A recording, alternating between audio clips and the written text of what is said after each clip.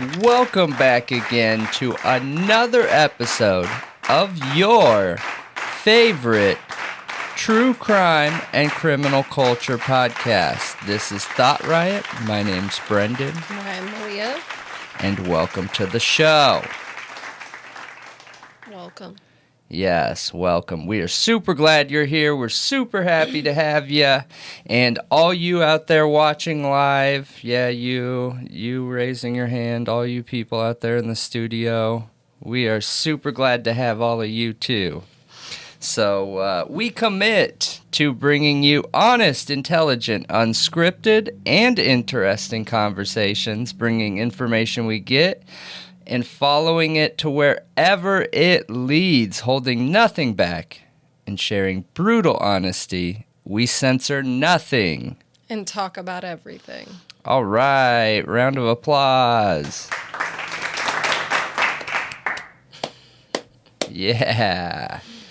I'm super excited for the show tonight. It should be a good one. I hope you all are too.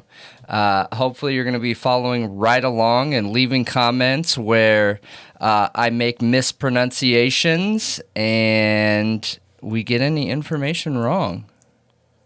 Yeah, definitely. So tonight, some topics I'm going to be covering are some updates on the Delphi case, but also there was a video uploaded recently by a creator who goes by, I wrote it down, Unsolved Crimes Uncovered. And it's kind of a new angle at the Franks memorandum, yes, and also some details around the witnesses and the prosecutor, that's Nick McClelland. Like, there's just some details surrounding that. Okay. That I found super interesting, and we're going to talk about it. I'm also going to talk about the FBI going back to the 1122 King or Queen Road house. If you don't get that reference, it's because Crime Circus determined or found that it seems that road is actually Queen Road, not King Road. Yeah. But I don't know. That's literally how the cops referred to it in their body cam footage, which is interesting.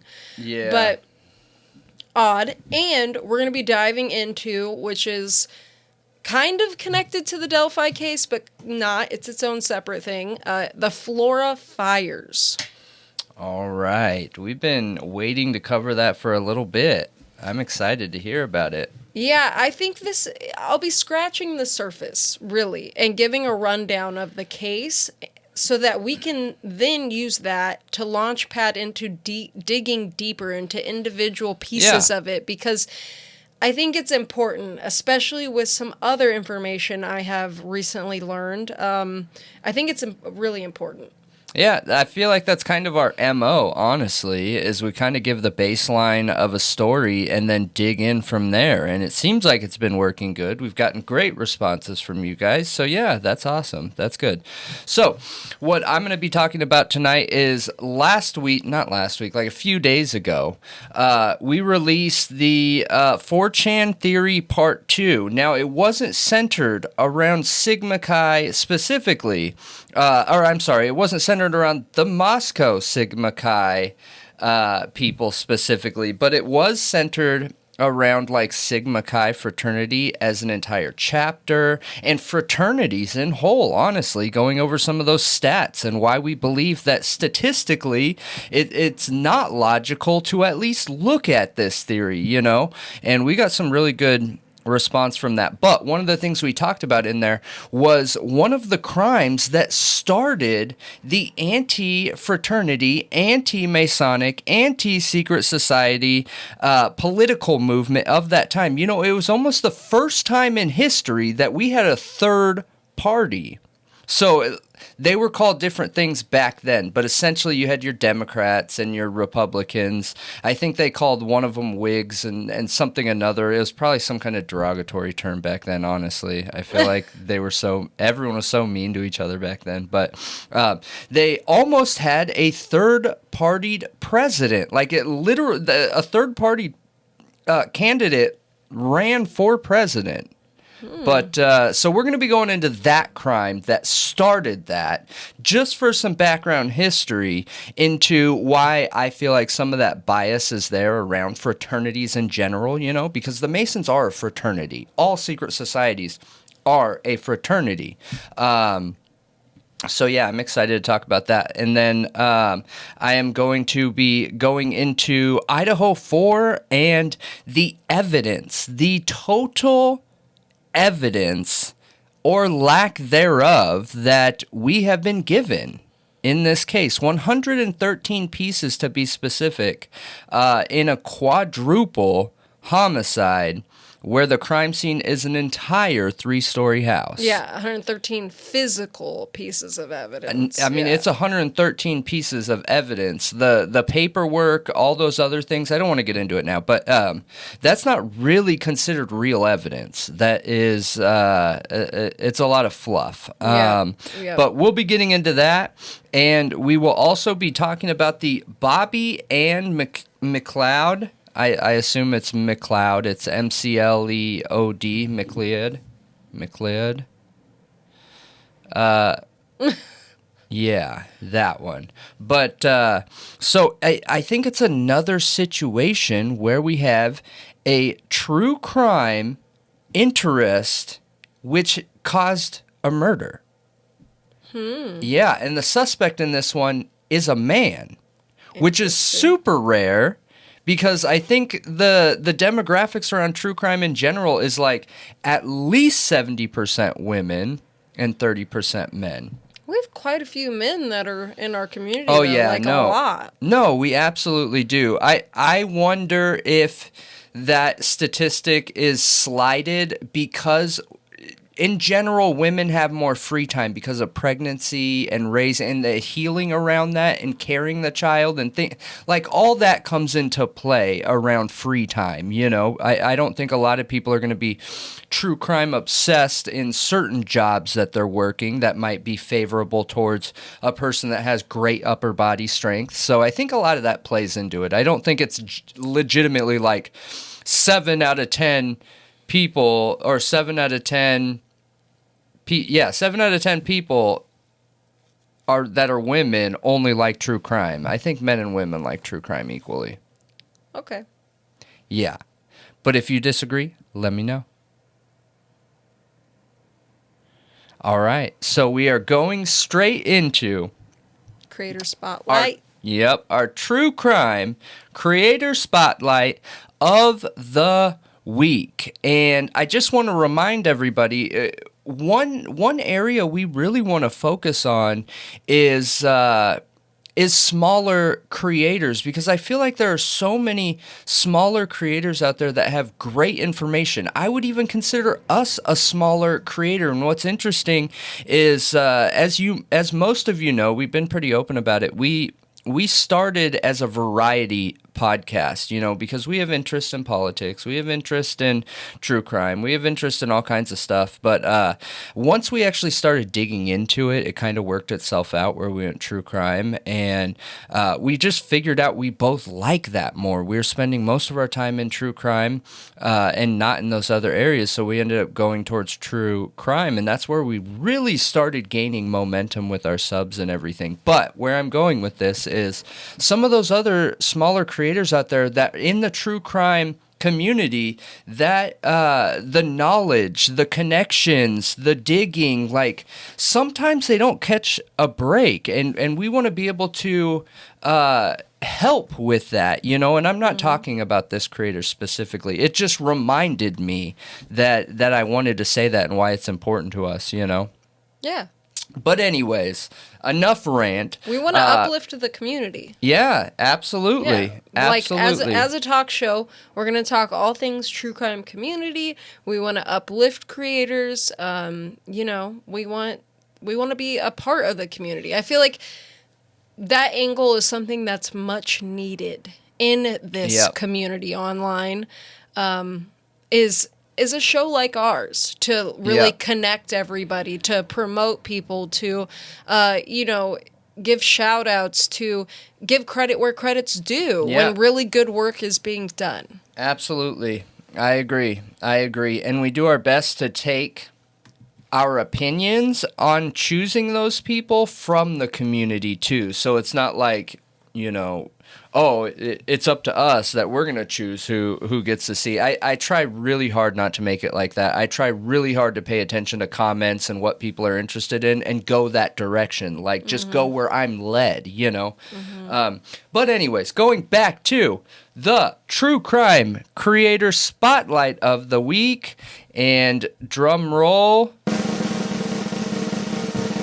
it is Art of Deduction. True Crime. I guess I'm going to say that because on his name, it is Art of Deduction True Crime. And there's another channel out there that's Art of Deduction. So I don't want people to get that confused. And we'll also have the @ on the screen. But Art of Deduction has been really awesome. We started talking directly with him around the Delphi case, and he has some really deep connections there, in contact with a lot of people that are from that area and heavily invested in that crime, and it really just opened my eyes up to his content, and excuse me.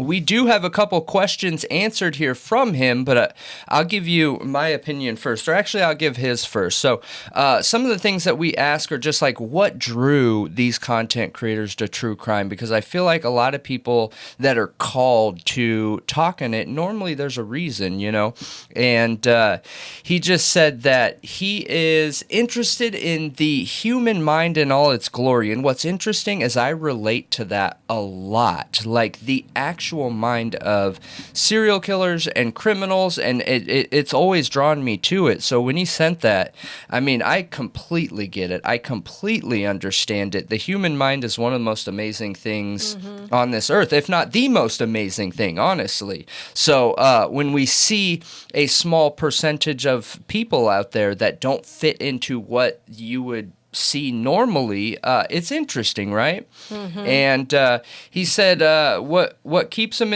in true crime is that satisfying feeling when you've put in a whole bunch of really hard work, like mind-numbing work, and you have that big payoff. So yeah, I think everyone can relate to that too. Yeah. And he just as a side note, he says his favorite Dutch crime reporter said, when a knee is bent, there is no way to be free. So, I think that's just talking in general about holding the justice system accountable. Exactly. Yeah. Well, not just the justice system, people in general too, and everything I gather from him is he has really high standards of people that are involved in the justice system, and I love that because that's how I feel too. I don't think those positions should be taken for granted. I think they are very important society-leading positions that require really high standards. So I love that. And all the content that I've watched from him, I've really enjoyed the passion behind everything that he's talking about, digging into the details, and almost every video, he really takes like one of the topics that he's talking about and walks you through how he came to that conclusion from start to finish. And it's interesting, and I like it. And I like the way that he talks about it in such a convincing fashion as well. And for me, that's important. I like being able to see that passion in people. Yeah. So shout out to you. Yeah, and I really like that.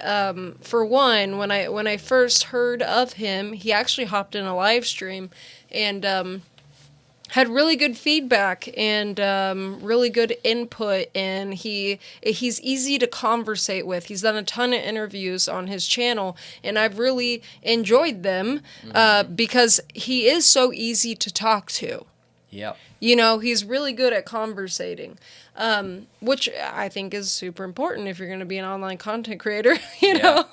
But yeah, I like how he dives deep. I like that he focuses in on true crime where there's like a lot of relevancy in current times, corruption, that peek behind the curtain kind of, thing, which is what I really like to do in true crime. Yeah. But not in the tin hat sort of way. It's usually everything is within the bounds of the law, which is interesting because I feel like a lot of times in true crime, you either have somebody that is like all blue, no matter what the police are going to say, they're going to back that, and they're only willing to talk about true crime that a conviction has already happened, you know, because they don't want to stir that pot. Or you have somebody that is like completely anti any of that. Both of those are fine. I'm not saying one is not and one is. But the other side of that is those more tin hat theories. He's not. He is like right in the middle of that, where he's trying to find explanations to these things that are not tin hat explanations. It's not some grand conspiracy. It's more leaning on behavioral patterns in people and the decisions that they make. So it's interesting. Yeah, it is. And it's incredible. So keep up the good, the good work. We've really appreciated you this far, and yeah, it's been fun chatting with you too. Yeah, absolutely. So check them out, you guys. It'll be on the screen for our audio listeners. It is at Art of Deduction. Yeah, and we do have a lot of audio listeners. So, get on YouTube, check him out. He's on Twitter and he's on YouTube. So, yep, check him out. And Facebook. He's good people for sure. Absolutely. Absolutely. All right, going right in to the true crime breaking news. Now, this is an interesting one. We've probably talked about crime families like in passing a couple different times, and I talked about how I have an interest in crime families and like how they work, how they came to be, that idea and mindset in that crime family. Now, I was scrolling through some of the news, and I always check the FBI website because the FBI website has crime updates on their cases and what's going on and who they arrested and things like that. And I came across the Gambino crime family, a Sicilian-based crime family, just had 10 arrests.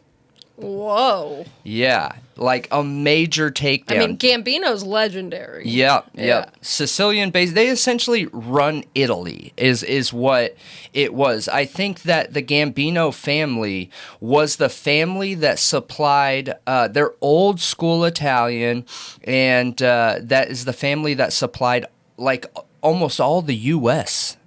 Italian families. Wow. For dope and things like that. I could be wrong, so I'm not willing to bet on that, but I'm pretty sure that's what it was. I think there's one main family in Sicily, and that is the Gambino family. So it says here, 10 members and associates of the Gambino crime family arrested in a coordinated U.S. and Italian takedown.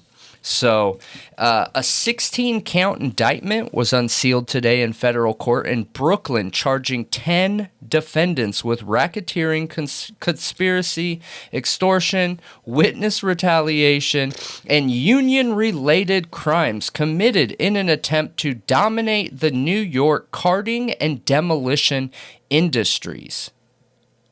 Carting? Carting. So I believe, okay, I probably should have looked it up before I got on here, but I made an educated guess here that carting is the demolition and picking up the trash, and you know what I mean? The rubble and things like that. Okay. So in New York, it's been known. I mean, they've had movies, they've had shows, they've had all kinds of stuff. I think Canada is exactly the same, but that industry has notoriously been ran by organized crime for a long time, and also the building industries as well. So the companies that come in that fabricate and lay concrete for buildings and things like that, the organized crime families were also taking that over for a while. So it's interesting that's the direction they went. I wonder if these guys are trying to get out of like street crime, drugs, and hits and things like that, and they're trying to manage more like essentially Las Vegas. You know, you have Las Vegas, who was bought and paid for and owned by Italian mafias, and they've transitioned to honest industries. Well, also, that honest industry can be used for not so honest things too, as cover-ups. Like, if you're building buildings, if you're pouring concrete, if you're, like money laundering, hiding things you don't want found, many things. Also doing business with, companies and having a front type situation. There's just so many ways that it can be used to legitimize your crime. I know. There are a ton. So, it looks like they executed the search warrants literally today, and they're expected to go in front of Judge Raymond E. Reyes Jr. in connection with the arrests. So, we'll keep an eye on that and see how that goes. I want to dig further into this because I honestly didn't know that we had any crime families like this still around in the U.S. working like this. I thought that they intentionally took them out with that law, and of course I'm going to draw a blank. The RICO law. The RICO law was made for this reason, was literally for the Italian families and mafia families and mob families that were in Chicago and New York. And I thought they had taken them all out, because all it takes is one member to commit a crime and you can convict the whole family, Yeah. So, interesting. Yeah. Gambino crime family. Let us know what you think. So, apparently, there has been a man running around Santa Rosa, California with a head. What? Yeah. Like, on his shoulders? Exactly. It's his own head. I thought so. That makes so much more sense. I thought so. So, this is a 24-year-old man. His name is Luis Lopez. He apparently had just gotten out of prison and decapitated one of his female family members and literally took off with it, with the head. What is the point? Yeah. So, Thursday, November 2nd at 3:40 p.m., Santa Rosa Police Department were called to the 2500 block of Pomo Trail about a homicide and the body of a headless woman. The woman's name was... I just saw it here somewhere. No, never mind. I think I'm seeing something else. Nope, I'm wrong. Anyway, they haven't released her name. But, so they were on a manhunt, looking for him everywhere, and all they've said is that they have located him and arrested him. I want to know, did they find the head? Right. Why would you not tell us that? And why take the head? What is the point? Right? I don't get it. Unless somebody is like mentally unstable in this situation, what's the point in taking the head? One, you're leaving the body behind, which is going to get you caught no matter what, not to mention who knows how much blood and evidence and things like that. But what is the point? Mm-hmm. Like, hey, I'm going to go show all my friends? What? You got me. This is what he looks like right here. He's got 420 tattooed on the side of his head. But he was in prison for assault with a deadly weapon or something like that. It was a violent charge that he had just gotten out of prison for. And it's disgusting. I don't understand why you would... They believed he was in possession of it, but when they update us on his arrest, they don't say, and he had the head. He was in possession of the head. They don't say that. But they were asking for help, looking for him. And finally, they got him, and that was on November 4th. It looks like November 4th is when they finally got him apprehended. they got some kind of tip.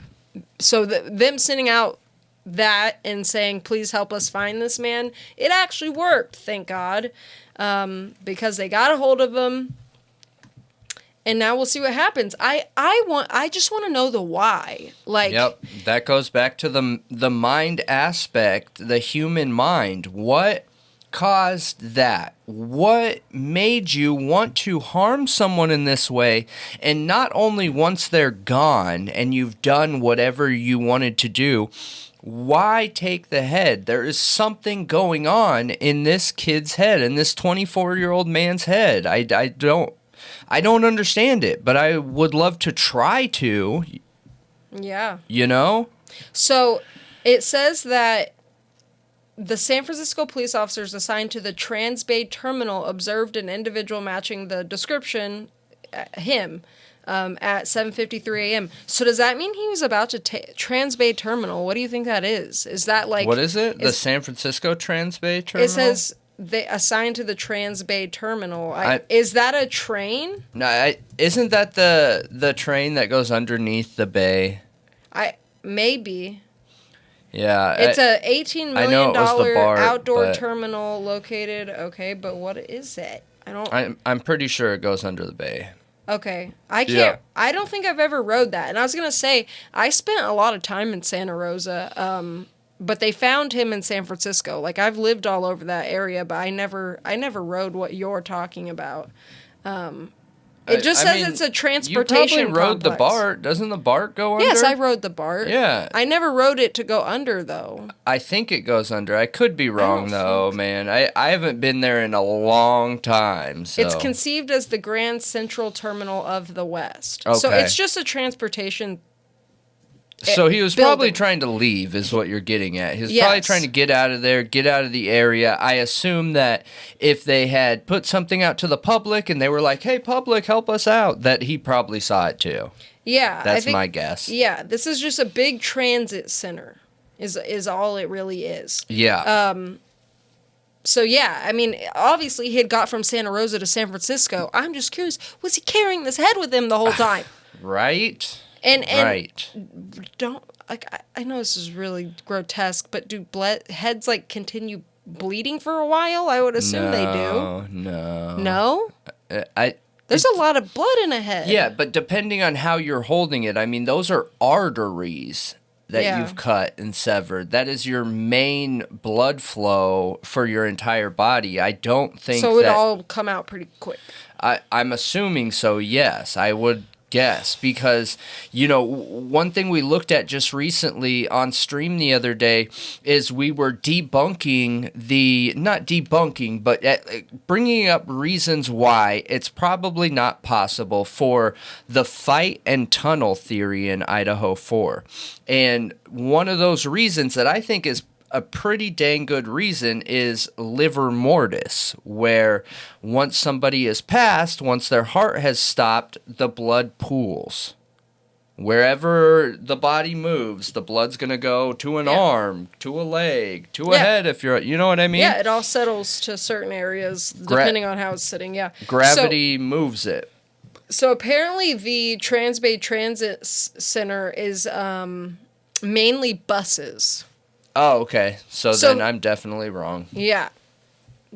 I was thinking the BART is probably still called the BART. I mean, everyone knows that. So why would you change it to something like Trans-Bay? You know what I mean? Yeah, no. I've ridden the BART quite a few times. Yeah. But, yeah, I knew it wasn't the BART. I just wasn't sure, because I haven't really rode buses in that area, I guess, so I didn't know what that was. But anyway, I want to know what happened here. I want to know where this head is. I want to know if he was carrying it around, riding buses with it in close proximity to other people. I want to know why he even did it. Like, yeah. I mean, he clearly is he's very violent according to his previous charges, but I mean, it's his own family. Yeah. It's really gross, really shocking. But that feels sociopathic, for sure. Super sociopathic. But what was he planning on doing with the head? Yeah.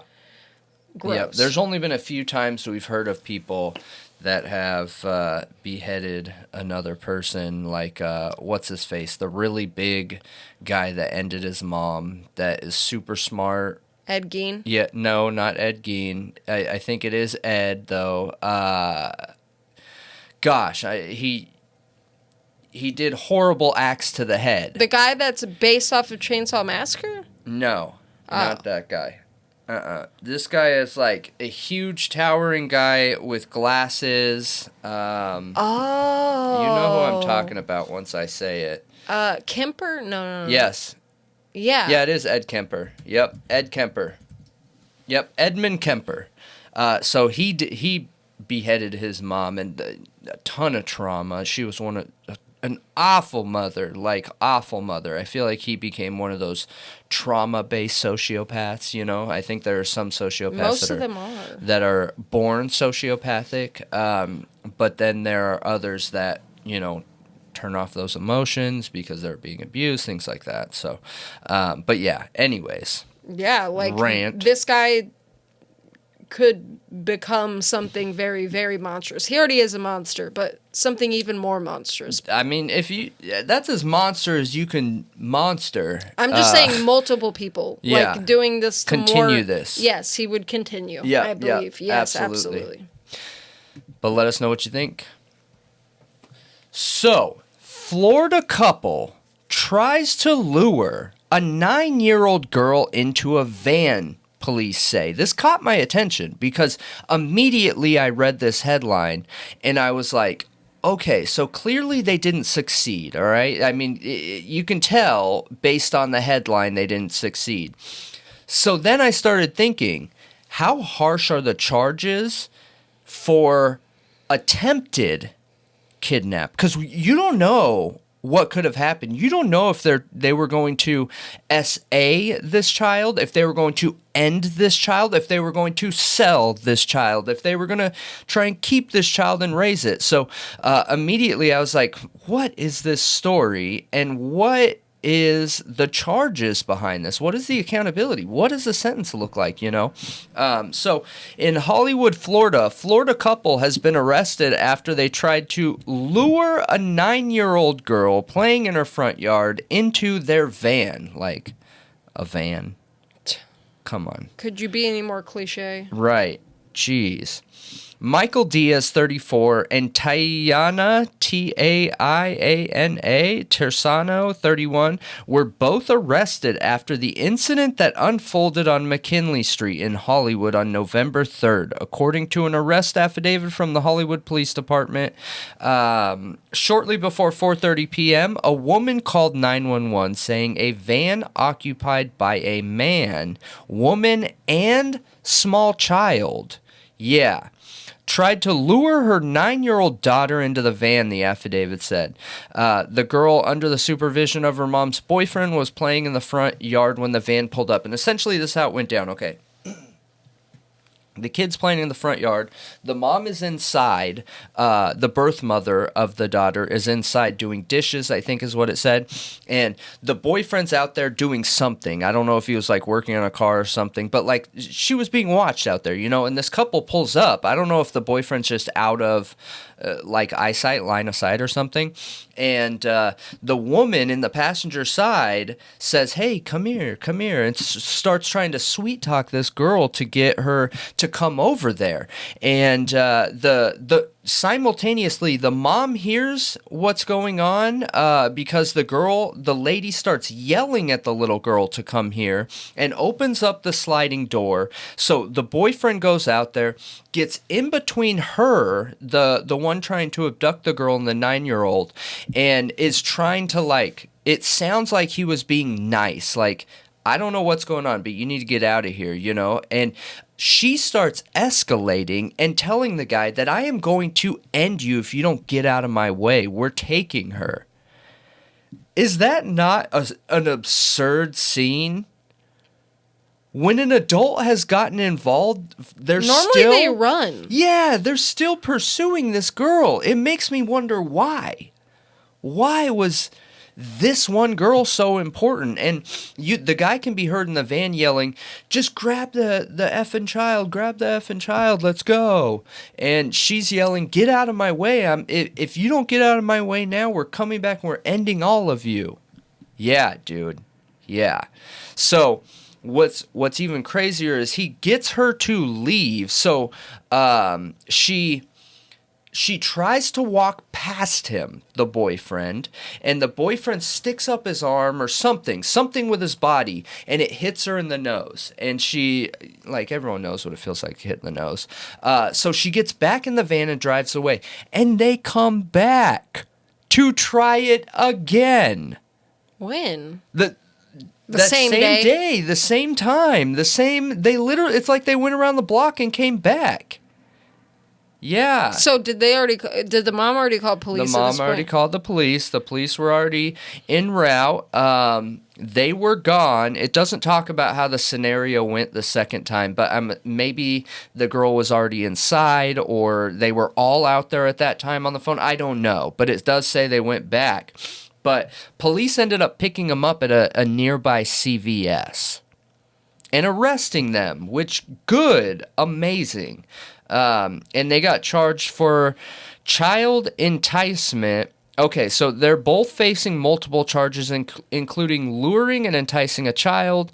And this is horrible. They were both released after posting a $30,000 bond. Yeah. If I was that is a fail. These are the things that agreed. really bother me about the justice system, is when people are showing that they are willing to harm a child, abduct them from their family, which is harming them. They should not be able to just get out on bail so that they can go do life too. Yeah. Like taking the child thing out of it, which I don't think you can do. But I mean, anytime someone threatens another person's life, how are the cops going to make sure they aren't going to come back and she's actually going to do what she was threatening? I had a situation you know like what that. I mean? Yeah, where this guy brought a gun and tried to shoot one of my friends, and they let him out on bond within a couple hours. Yeah. And he was right back there again, and then he did it again, and then he got arrested, and then they let him out again a few hours later. It is insane. But I did do a little bit of research here. This happened in Florida, so the laws are a little bit different. But so I just stuck with the federal law because for the most part, it looks like they semi-follow that. But for child enticement charge for any child under 18, the penalty is a mandatory minimum of 10 years, which that's good. I read that. I was like, okay, that's awesome. Assuming they have multiple charges here, and in this charge, it can be increased, not reduced, but increased if there is any history of other charges. That's good and all, but they shouldn't be on the streets where they can evade going to court and carry out their plan. No, I agree. The bond is a different story. The charges and the sentencing, I was content with. 10 years minimum? Okay, that's only one of those charges. Not to mention they're going to have a kicker here, which is more than likely going to put them at 15 or 20 years for trying to take a child, which, good, great. That's what we want to see. But that $30,000 bond, I agree. I think if we're going to let people out in a situation like this after they've threatened lives or after they've tried to take a kid, which could potentially be threatening a life, they should have to see a therapist. They should have to something like something. They shouldn't be let out on bond, and if they are, they better have monitors on them. Like, they better have something Ankle that is monitors. tracking them. Yeah. Yeah, that's a good idea too. Yeah. But I want to know what's up with the child they already had in the van. So one of the stipulations to being let out was that they were told that they had to avoid any contact with minors, including the victim and their child. Their own child? Their own child. So where is their... So that child was theirs. You can only assume it's going to CPS. That child was theirs. Yeah. Okay. And yep, according to this. So, but Again, that is risky. They just tried pulling something absolutely insane that not an average person would do. So to let them out and just think they're going to follow the law, I agree. That's a big risk and very little payoff. But yeah, I'm curious what you guys think. I don't think that should have been allowed. I feel like there should be some more stipulations behind it. Seeing a therapist to understand whether that was an in-the-moment threat and there is continued threat there. One of those therapists that are specifically looking for somebody that's trying to manipulate them or lie or whatever. There are people out there, therapists, that can see that, If there's any continued threat, I don't think they should have been let out. But Agreed. I'm curious what you think. I mean, I don't think they should have been let out at all, but yeah, that's just me.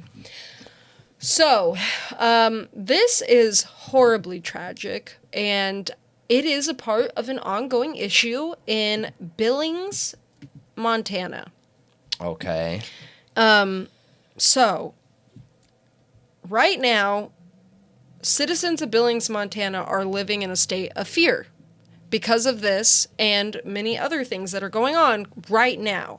And there's a family grieving a 31-year-old man and his nearly 1-year-old son who would have turned 1 this November 2nd. Okay. And they were killed November 1st. It was literally the day before he was about to turn 1. So what happened?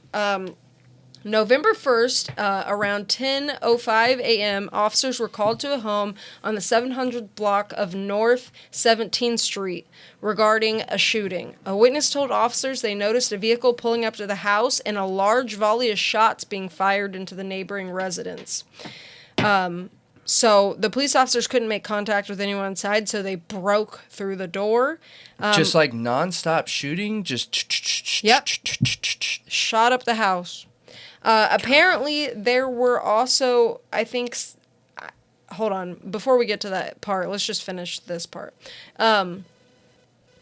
So when they went in, they saw a man deceased on top of a baby who was unresponsive. So when he was shot, he landed on top of protecting his baby. Okay, guaranteed he was protecting his baby from the shots. He fell on top of it and landed there dead. And the baby couldn't breathe, obviously. Yeah, that really sucks, man. I told you, it's very tragic. It's terrible. Like, can you imagine how the family must be feeling right now? Yeah. And I mean, I still look at that act as that man being heroic, doing a heroic thing. It's not like you can guess something like that happened. That's not how a normal human brain works. Is, oh no, let me protect my child, but make sure my elbows are down. So, like, come on, that just doesn't. You don't think like that. So that's really tragic. You just cover them and pray for the best. Like, you don't even have time to pray for the best. But yeah, he collapsed on him, and they both passed. Unfortunately, it's super, super, super sad. I just hope that's an easy passing for a young child like that, because everyone knows about SIDS, sudden infant death, and after being in the womb for 9 months, it seems like they pass very calm and like, I don't even know how to describe it. It just seems very painless and an easy passing. So I hope this situation is like that too, so that it'd just make me feel better about the situation, honestly. Yeah, I mean, but the thing is SIDS, the babies are usually asleep, and they're not dealing with a loud firing of guns. They think, yeah. They are. Like, it's almost always in the crib when they're asleep. Right, but what I'm saying is usually there's not any confirmation to where they're not on video, so it's not like they opened their eyes and then passed. I understand it's assumed they're asleep because most of the time they're in a crib or a car seat or something that has put something too close to their face, so whether it's like a lack of oxygen or what. But anyways, yeah. So it's sad. I'm also seeing here, which I don't quite understand. I'm guessing they're talking about the home, but it's not super clear. It says another witness saw people get out of a pickup truck, run into the home, then fleeing into a neighborhood house. Wait, Okay. what? Because they're also saying in that same paragraph in this news report, which I also have the police statement. This is coming from the media press release. That they got a description of the vehicle. They located it on the 300th block of South 28th Street. I'm assuming this is not a good neighborhood. And a witness saw these people getting out of the truck, running in a home, and then running in a different home. So I don't know if they're talking about the home where the shots were fired, or if they're talking about a home in this bad area. It's kind of confusing. I'm assuming they're talking about the bad area. Yeah. I'm assuming they are. So Billings officers locked down the residences, and they ended up getting 10 people to surrender. It took about 5 hours, and 10 people surrendered. Oh my gosh, 10 people. But Jeez. listen to this. No arrests have been made in connection to the father and son's deaths. Why? Don't know. Well, okay, so what are the details around this? So the details around this and how I got to this conclusion, okay, was I was looking at the media press release on Facebook, and then in the comment section, there's tons of comments from people upset. If enough of us go, here's one comment. If enough of us go to city council and voice our opinions, they have to go before county commissioners and fight for us. Forget the parks and recreation bond. Fight for our city. Fight for our children. Is it actually cop bullets, maybe? People are angry. And then when I went digging a little more, I found this article, which is entitled, it's from Nonstop Local Billings. It looks like it's part of CBS. Billings Police Department addresses the rise in violent and gang-related crime in the Magic City. And that crime is listed on this list. It says Magic City. I guess that's what they refer to their city as. I think Alabama is Magic City, but... So there's more than one Magic City. Over the past several weeks, police have responded to several calls across Billings, most of which are weapons calls for a shooting that was either directed at a home or a person. Chief St. John said of these crimes are gang-related and that there are over 100 gang-affiliated criminals living in Billings. He said the affiliates are typically males between the ages of 14 to 24. They are working with multiple agencies addressing street crimes and gang violence. So apparently this is an issue. They've responded to 222 stolen gun reports. 128 of those were stolen out of vehicles. Like, they're dealing with a whole bunch of gang violence in Billings right now. And like I said, This is one of 4 of these kinds of crimes in the past few weeks. Jeez. We have these 4. Yeah, that is crazy. So that is... And people on the Facebook are like, they're putting all this money into building these, like, park centers and everything, but what about the streets? Like, it's dangerous right now. And that's such a random place, Montana. I wonder if that is a hub to transferring dope to Canada. Gangs follow dope. And I know that the main... line on this side of the country is through Texas, up through Missouri. It's not the 40. I forget what it's called, going through Branson and all the way up to Chicago. Essentially, it's from Texas to Chicago, this highway or 2 highways. It's literally like Route 66. It's Interstate 55, and then to the 40. It cuts off in the Illinois area right at the bottom to go up towards Montana. And I bet in Illinois it's super hot there because the population. So I wonder if that's what it is, And gangs tend to live in those cities that are along that highway. Yeah, I bet you're onto something there, because I was wondering too. Billings, Montana, that seems odd, but this is, I mean, it's scary. I would be scared if I was living in that area. Absolutely. You know what I mean? Like, yeah. somebody just rolling up to a house, shooting up a father and son for no apparent reason. Maybe to rob them. Maybe just because they feel like it. Like, what is going on? Was that a distraction for another major crime? Like, what was going on there? But I wanted to say, we can put up a picture of each of their obituaries right here, but I just wanted to read like one little thing about them each. So Tatik, I think is the baby's name. Sorry if I butchered that. Morrison was about to be 1. He was going to turn 1 in November 2nd. He also went by Ted. That was like his little nickname. That's what everyone called him, was Ted. And his nicknames are also Smiley and Bean. He was abundantly loving, kind, sweet, full of energy, and fun. Kenneth Morrison, the father, was also known as Baby Kane. Apparently he had 4 other children from another mother. And he was said to love his kids immensely and tried to do the best for them that he could. One child of his actually already died previously in 2012, which is really sad. It says he has many close friends and family throughout his lifetime, too many to mention. His circle was large, and he had a friend wherever he went. Really, really sad. This baby is so cute. So cute.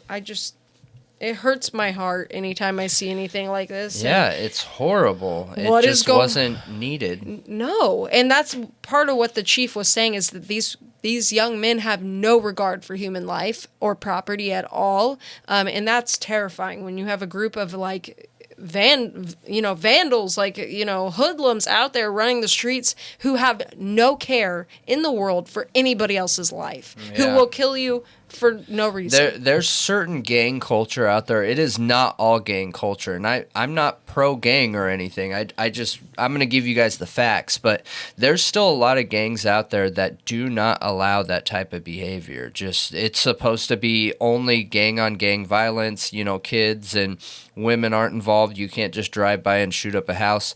However, there are other gangs out there that have zero regard. Doesn't matter. And for whatever reason, there's certain areas that are real hotbeds for those gangs that have no regard. I think the main areas are like Washington, Alaska, Hawaii. And I don't know why there are certain gangs out there like that, but it's really sad. If you're going to do crime, man, come on, at least lay in your own bed. Don't take somebody down with you. If you need to live that life, look, freedom for all. Live that life, but don't put another human being's life at risk, No.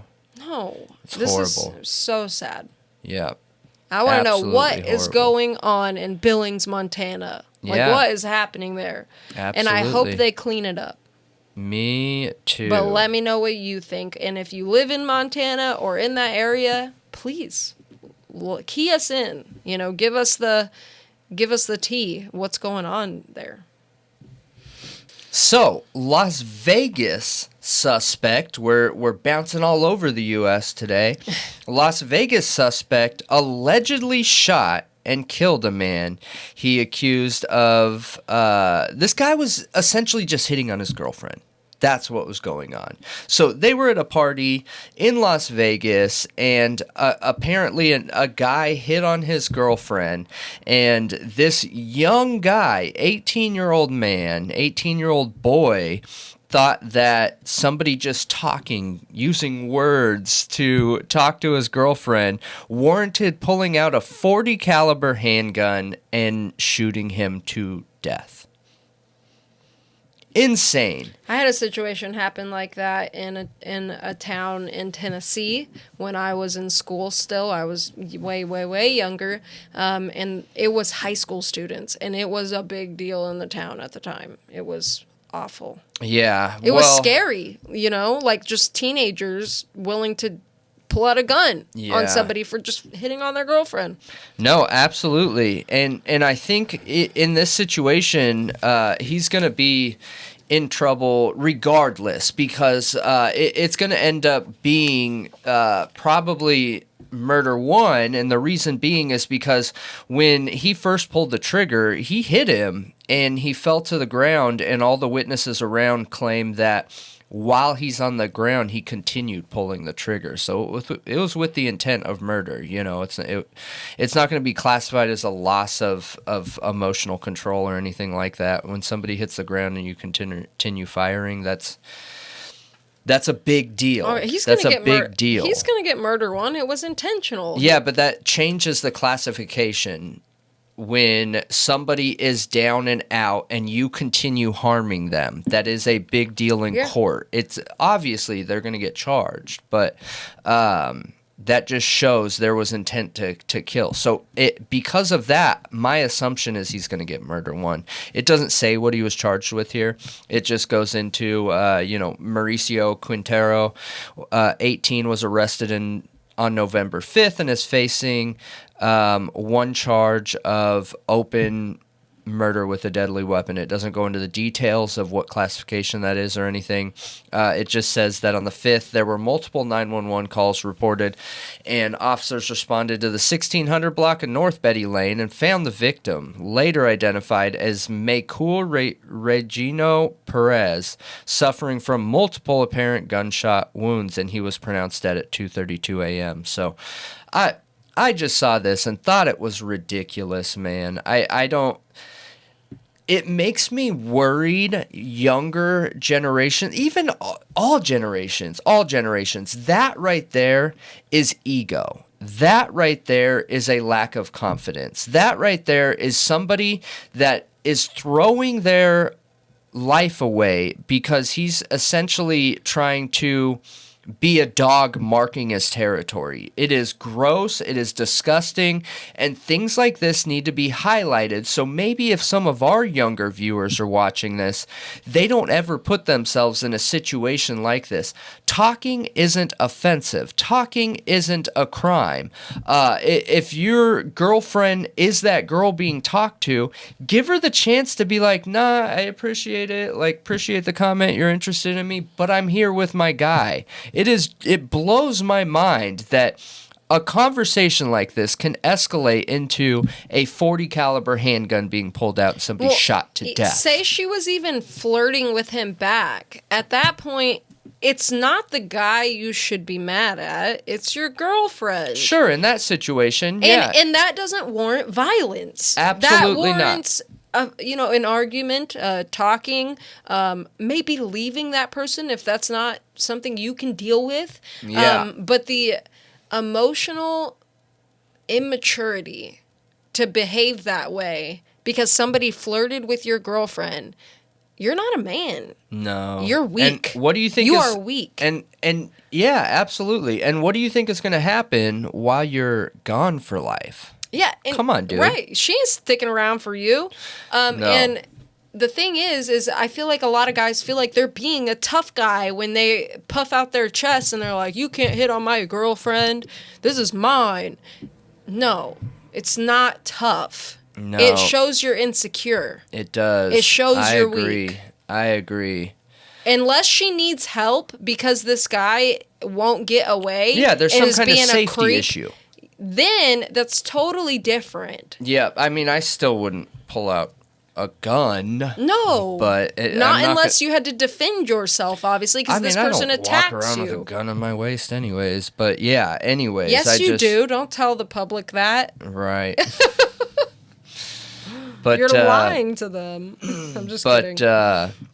Yeah, I just read this and I was like, man, we got to talk about this because this is such a sad situation. Now, is this a situation where this guy was already going to do something like this anyways? Maybe. Who knows, man? Who knows? Maybe. Because I think the type of person that could do this in general, period, in any situation is probably someone that's going to get themselves into a situation where they're going to do it anyways. So, I'm curious what you guys think and how you feel about it, and share certain situations you've been in where somebody has been way over the top with aggression that didn't match the situation, you know? Because I feel like a lot of times that ego and that anger and that frustration that we're seeing in other areas of our society world, whether it's politics, whether it's true crime community, whether it's anything else, work, home life, whatever, it feels like it's been escalating lately. So going out of your way to try and cool it and calm it down and things like that, that's a good thing to do. Yeah, and develop emotional intelligence and maturity and, really take ownership of your own feelings. Yeah. It's important. It's super important. And unfortunately, I think there's a lot of world leaders who need that advice and that help. Yeah, absolutely. Absolutely. Let us know what you think. So, last breaking news update here for this episode of the Thought Riot Podcast is last episode, I did an update around the Spirit Lake, Idaho shooting of an elderly woman who was living in like one of those, older folk residential things, apartments or something like that. And her name was S.A. Floyd. I said Sa. But the article, like in the press conference, because the police just had a press conference about this, which actually it was the sheriff's. It was the Spirit Lake Sheriff's Department, I think. Or no, Kootenai County Sheriff's Department. They said it was S.A. Floyd, meaning it was initials, and the article didn't put periods there to let me know it was initials. Sure. So S.A. Floyd, for some reason they're not saying her first name. Guess what we got from this press conference? What? Absolutely nothing. Yeah, so we're not going to answer that. Frustration tonight as important questions remain unanswered from the death of a 67-year-old woman last week. Not surprising. They said they are the sheriff's department, and it was County Sheriff Robert Norris who spoke the whole time, pretty much. He let everyone know that they were not the ones involved in this, but why are they making a press conference? They are investigating the police, the Spirit Lake Police Department who was involved. They have to investigate it, and they are not willing to say anything. They're not even willing to confirm that she was killed by a police officer. They will not say anything. Yeah, I feel like that's fair. The only thing with this, though, is one thing that we missed in that other video that I saw once I was editing some of that footage is this is the Coeur d'Alene area, the Tin Hat area, that everyone believes that if there is a cult in that area with the cowboys and the Odinist and all that stuff, that's this area. Yeah. That is this area. Kootenai County, yep. Yep. Well, specifically right around that lake, Coeur d'Alene Lake. There are some weird church religious affiliations in that area, and people have made connections to cult-type beliefs and leadership in that area. So it is strange. And you have an area like that hasn't had any crime for a long time. Then all of a sudden you have a really, really, really strange shooting where things aren't adding up. 1 + 1 doesn't equal 2 in this situation. And why?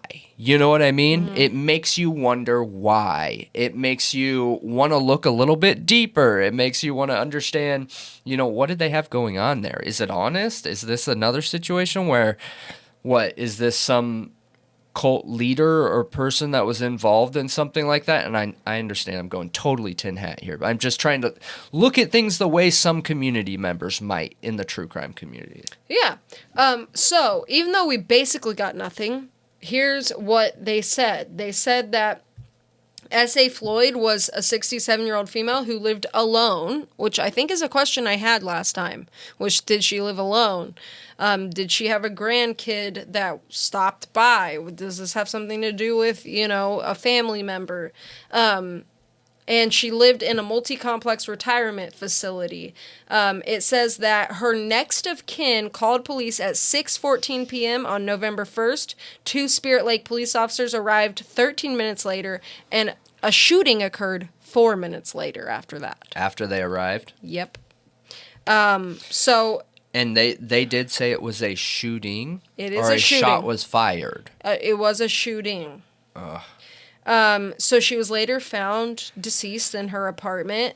They obviously, like I said, will not say whether it came from a police officer's gun or not. At this time, it's just a call for service, and that's all we're going to release, is what they said. People were asking questions. A lot of the press has, said, well, we're just left with more questions now. And there was a woman there, actually, it's a resident of Spirit Lake. Her name is Debbie Novak. And she was there for answers. And she said she's never seen a press release this tight-lipped. It was just a total waste. This vague. Yeah, she said it was a total waste of time. Her son was shot and killed by Spokane police in 2019. And she wanted answers. She wanted to provide support for the family. Her statement was, really hoping that somebody from this woman's family would be here because I thought there would be a few things that would be helpful for them to know, and I just wanted to show support, and I wanted to know what happened. Yeah. But interesting. No go. Yeah. Yeah. So I'm going to keep following it because it sounds very similar to the Kopaka incident. I mean, not totally, but, there's some... I think this is most likely a police shooting, but I'm not going to confirm that at all. Like, we don't know, but I'm going to pay attention to it. Yeah, I'm glad the sheriff is involved, too. A lot of times, sheriffs have a lot more funding than your local police does. Sure, yeah. The amount of training that they have is normally above what your average police officer is. So in a situation like that, I always feel like it's a good thing when sheriffs are involved. Now, of course, that doesn't mean, like, sheriffs, all of them, you know what I mean? Like, there are going to be problems in sheriff's offices too, but I do feel like there's going to be less problems anytime you're dealing with somebody that has more training than the average person. So, well, I'm just glad that they are investigating the police department. Like, it's an external investigation from the police department. Mm-hmm. It's somebody else coming in and seeing if everything was done correct. Mm-hmm. We'll see where it goes. I mean, I really can't make a judgment call yet. I just thought it was a bit odd that they wouldn't give us anything, and I think... Except they're investigating. That was good, but... Yeah, but I think that makes me lean towards thinking it was a police shooting. Oh, and me too. That's what I think. That's why they won't release any details. Yep, that's what I think. Because didn't you say in the last video that one of the law enforcement officers was put on leave or something like that? Yes. So it makes me feel like that. Yes, that is important to mention. You're right. One or person maybe, was put on leave or maybe suspension. That's not what it was. It literally could be anything. That's just what it makes me feel like it is, because the only other option is maybe that woman shot at a police officer and it hit the vest, which could cause him to be on leave. I don't know. There are other options out there, though. They're much less likely. Yeah. So. But yes, I did say that. You're right. There was they said that was standard in the situation, which normally that means a police officer shot somebody. Yep. So. Absolutely. But yeah, we'll definitely watch this because that's an interesting area, and that is definitely where all the cult sacrifices happen. There's a volcano there in the middle of the lake, and, when it's that time of the month, the volcano comes up out of the water, and they got to sacrifice somebody. The full moon brings the volcano up, and they all go out there, and they have their little ritual thing. Yeah. That's it. For sure. But let us know what you think. And that is it for True Crime. Breaking news. Not updates. By Thought Riot Podcast. True crime and criminal culture. Any way to say updates, I swear. All right. So, our very first, number one case of the podcast tonight is a horrible story, honestly. It's a really sad story about a really young girl who was ended too soon.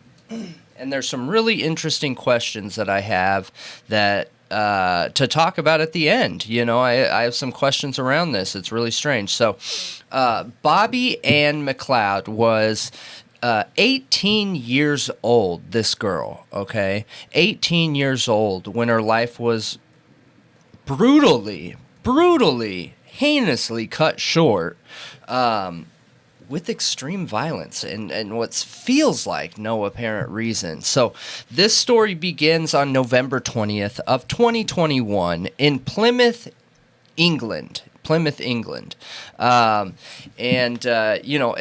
By all accounts, this young woman, this kid, this 18-year-old girl had everything going for her. Her family described her as bubbly, kind-hearted, and full of life. And the night she got ended, the night she was murdered, she was just going to meet her boyfriend to have a night out. You know, this was a Saturday night in November in England. And gosh, it's just really awful. It's a horrible story for such a young girl. But Bobby Anne McLoud was born on July 19th of 2003 in Plymouth, the same area that the crime occurred at. It is a port city on the southern coast of Devon, England. She had everything going for her, you know, like I was saying, her parents and family said she was bubbly and full of life. Other friends here have said that she lit up every room. She was one of those people that went out of her way to make friends with everybody.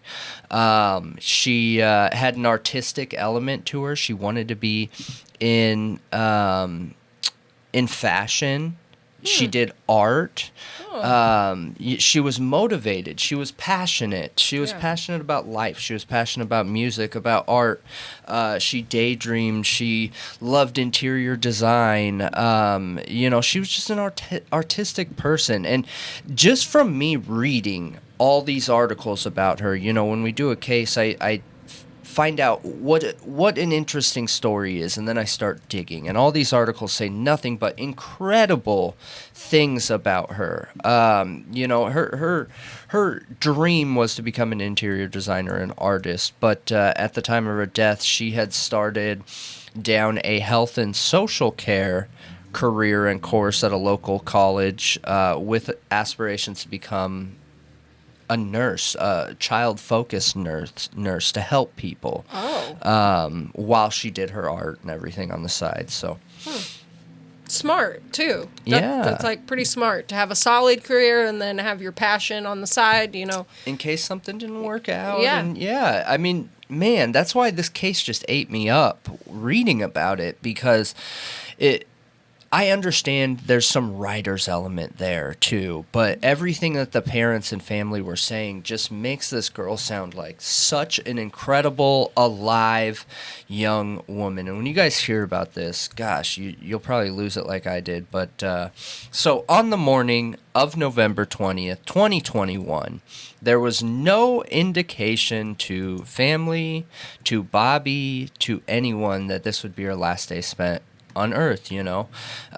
She spent the afternoon, and remember, this is a Saturday, it's the weekend, so she spent the afternoon at home with her family, just hanging out, watching TV, chatting with her family, and having a good time. Really, honestly, just waiting for the night, resting up, whatever, you know. And then in the evening, like most Saturdays, she wanted to go hang out with friends and her boyfriend. So she got ready, and right before she was leaving, the last thing she did with anybody until the suspect gives her dad a kiss on the cheek and tells him, "I love you, I hope you have a good night," you know, just all positive things. So right around 5:45 p.m., Bobby headed out and went for a short walk to the nearby bus stop on Sheepster Road. And she was sitting there for approximately 30 to 45 minutes, okay? So 5:45, she goes walking to the bus station. At approximately 6:15, she was spotted by a passerby car, and that person said seemed she was in good spirits. She was on her phone, and nothing seemed wrong. Nothing seemed wrong, okay? And that, unfortunately, was the last time anybody saw her. So initially, there was no reason for alarm when Bobby didn't come home that evening. You know, she was 18 years old. She was going to hang out with friends. She was going to be with her boyfriend. Her parents just weren't that worried, right? Mm-hmm. Well, they figured she would be home. She had a cell phone. She had all her things with her. But that morning, they receive a call around 9:15, and her boyfriend had called the house because he couldn't get a hold of her, and the parents, you know, immediately go into something's wrong, and they start asking, well, when's the last time you talked to her?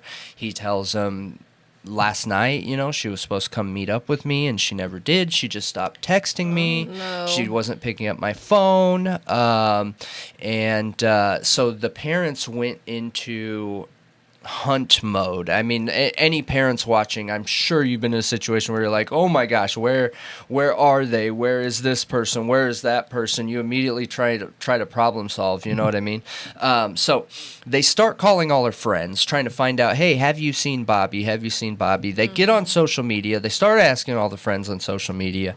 They start calling people with no luck. So a few hours go by, and they realize, like, hey, she's not at any of her normal places. She is not anywhere we would expect her to be. So they file a police report, and the police go to work, right, and start reaching out to people, essentially following up and doing all the same things the parents did, reaching out to friends, talking to family, trying to make sure that she isn't just somewhere that can easily be found, right? Yeah. Well, the search goes through the night, and I can't imagine being so close to somebody and have them go missing like that, and to think that you could sleep through the night. You know, I don't know if I would be able to sleep through a night if anybody I knew went missing in this same way, you know? Yeah. I don't think I would be able to. No, I don't think so. But so the next morning, the hunt continues, okay?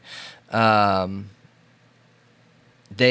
community in this area really pulled together, you guys. Like, it's amazing. In this 24-hour period, they had flyers going out. They were posting flyers. People were going door to door. People were helping hunt for this girl. And, you know, they did absolutely everything they could. But around midday or late morning on November 21st, 2021, they find her body. So they find it somewhat close to the bus stop area, and they go, well, when I say close, I mean like driving distance, right in that area. So, and you know, they start working on leads. They start backtracking what she did, and they were able to see that by reviewing CCTV footage that she had made it to the bus stop on Sheepster Road and was there at around 6:15 p.m. the previous night. They ended up finding her cell phone and Apple AirPods case at the bus stop. Someone had found them that night at 7:15, meaning the last person who saw her at 6:15. The AirPods were found at 7:15, so she went missing between those times, all right? And they knew that they had to get on this. They had to figure it out. But people started sharing information, trying to find out what had happened. You know what? I made a mistake here in my notes. She wasn't found on the 21st. The phone and AirPods were found on the 21st. So I apologize for that, you guys. So everything else is correct, though. So and they knew something was wrong is right. What I wrote on my bullet point. But so when they found the phone and AirPods, they knew that that something was wrong. She wouldn't have left those things behind. Like I said, the whole community was at arms here. They were posting flyers, they were talking to people, they were searching, and they did that for 4 whole days. 4 whole days trying to find her. And it was on November 23rd. Around 3:45 p.m., they found her body, and they found the body in Bovisand area of Plymouth, so still in the Plymouth area in England. And by what I read, this was kind of there's a lake and a cafe and a big hill, and she was down a hill out of sight in the general area of this cafe that she frequented. So again, police just started doing their thing, and they started searching, and they put the information out on TV, okay? Mm-hmm. And a guy comes forward. And he is a local car valet and a guitarist in a popular indie rock band. He was not previously known by the police. He had no connections whatsoever to her. And he just walked into the Charles Cross police station at 1:30 p.m. and confessed to the murder. Odd. Super weird. Super, super, super strange. So, and it seems like this guy had a lot going for him too, you know? And he walked in there and said that essentially, I was just having a bad night, is what he told cops. And he said that he was inside that night doing his normal routine, and he liked true crime, but there's a big but here, okay? He liked true crime. He was really invested into true crime, was having a really bad night, needed to get out of the house. So he got out of the house and went on a drive and saw her. And she had similarities to an ex-girlfriend, and he said he couldn't control himself. And he got his car, approached her with a hammer, and assaulted her, put her in the car, and took her to where the body was found and ended her. And no other reasons than that. Just because she looked like an ex-girlfriend? That's terrifying. According to what he's saying. Now, what police did after they arrested him and confirmed that the weapon he claimed he used matched the injuries and damage that they were seeing, and that he drew them a map where the body was that aligned. So essentially they were just verifying this guy is the one who did it, right? And they sat him down in multiple interviews, and nothing ever came of it other than he was having a bad day.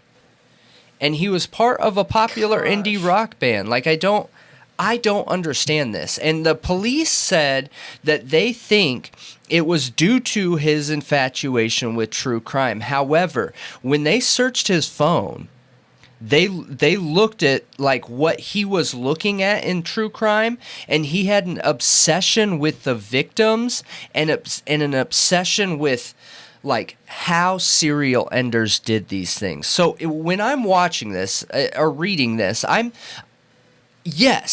think that this can be a true crime killer, but I think there's something already there at that point. If I think they were attracted to true crime because there's victims and bodies, not they did this crime because they were attracted to true crime. Yeah, so I think there's a clear I think you can distinguish clear types of people that are into true crime. I think that there's people like me who have a ton of empathy for the victims, feel that their stories need to be heard, they need to be remembered, we need justice, all of the good things, like, you know what I mean?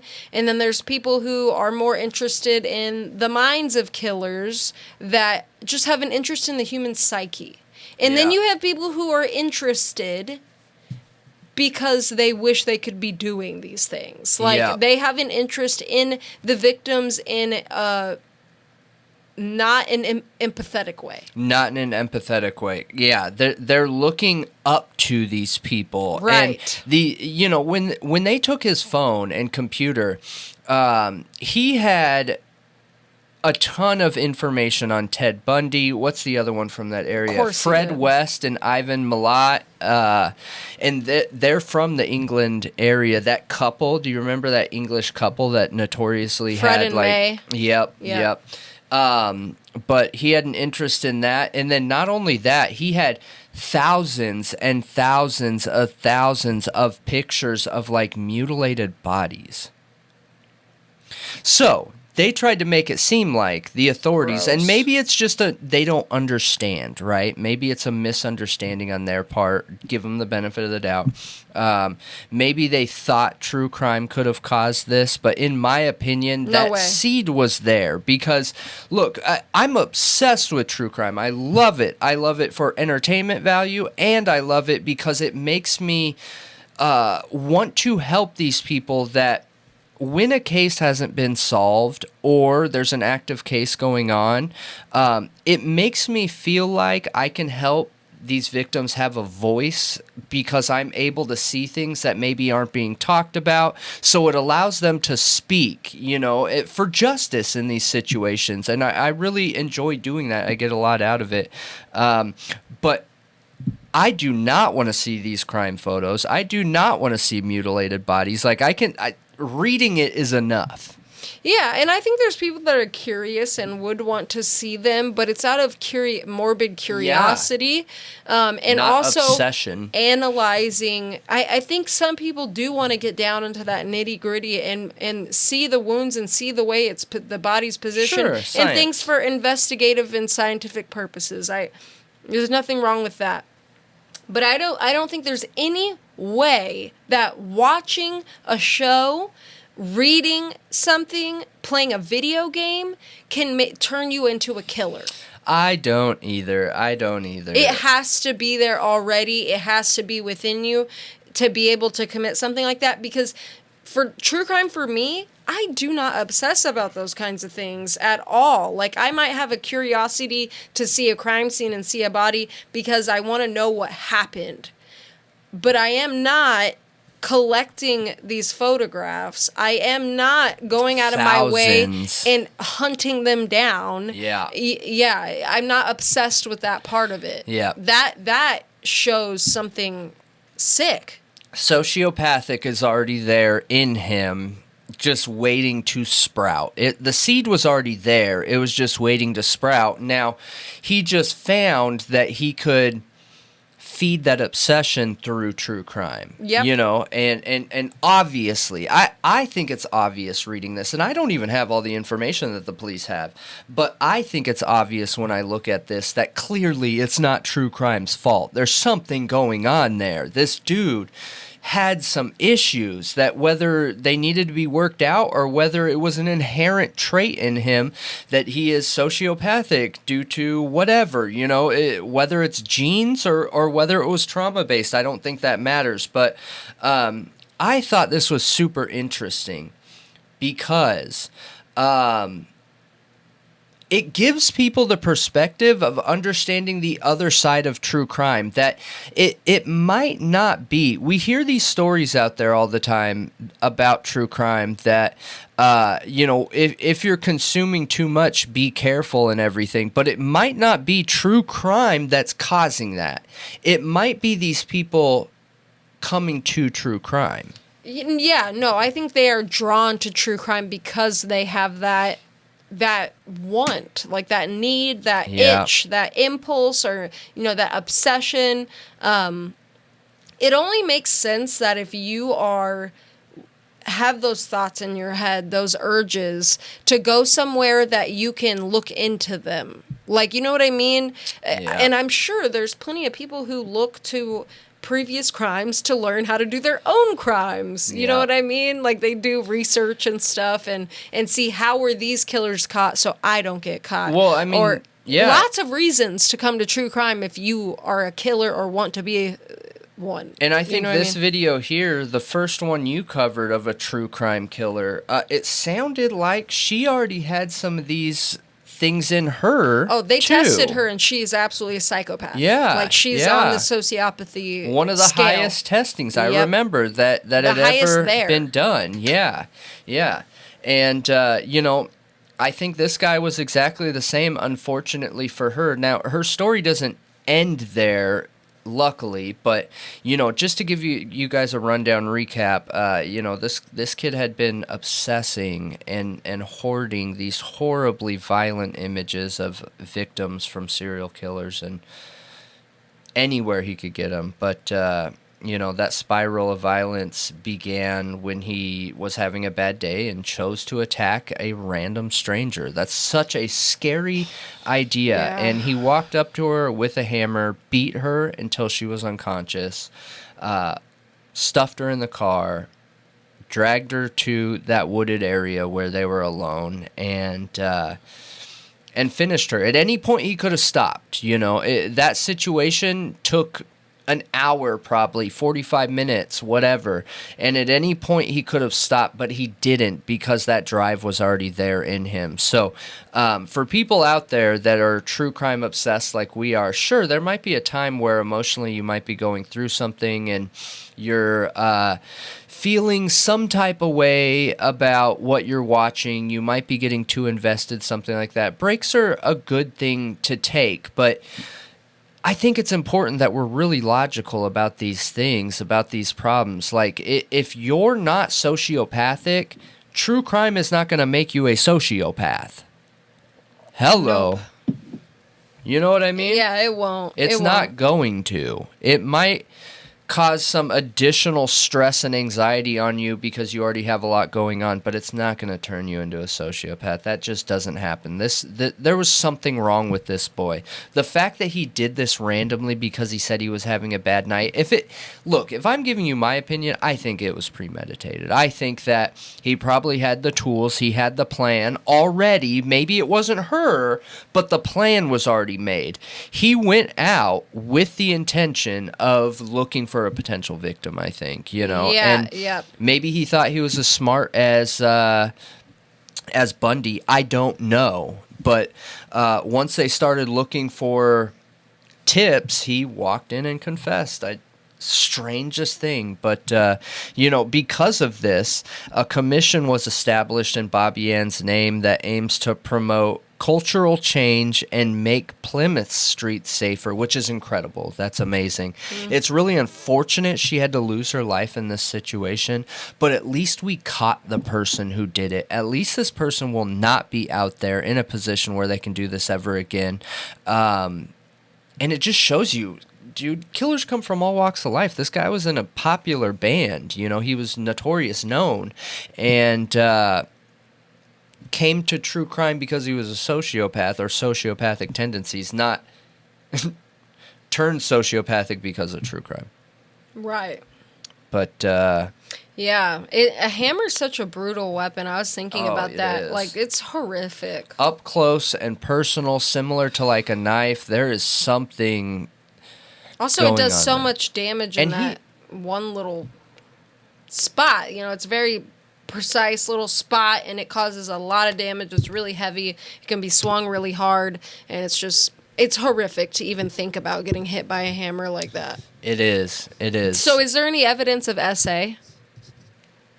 It doesn't even talk about that. Okay. Yeah. I read like 3 or 4 different articles. It does not talk about that. So with this being in England, I didn't try to do the normal research where I can pull up actual documents just because I wasn't sure if that's how it works. I can continue looking it up. I just felt the need to continue our story and make this known because we've covered a few different cases here where there's not a motive. Now, whether there is a motive and he's not being honest because he has sociopathic tendencies, I don't know. Mm-hmm. But this feels like a situation where he doesn't have a motive. This girl was a super pretty girl, just starting her life, should have never been ended in this fashion, and it doesn't seem like there's any reason for it.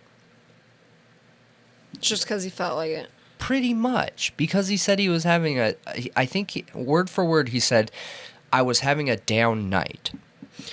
Then he must just be a serial killer. Something. Like, he was on his way to that. Like, that might have been his first crime, and he got caught, but he could have become that. Yeah, I think that's totally possible. Yeah. I'm curious what you guys think, though. These stories are important to us to keep that victim's name and who they were going. Yeah. So I'm glad this guy's off the streets, though. Me too. Because that's terrifying. Let us know.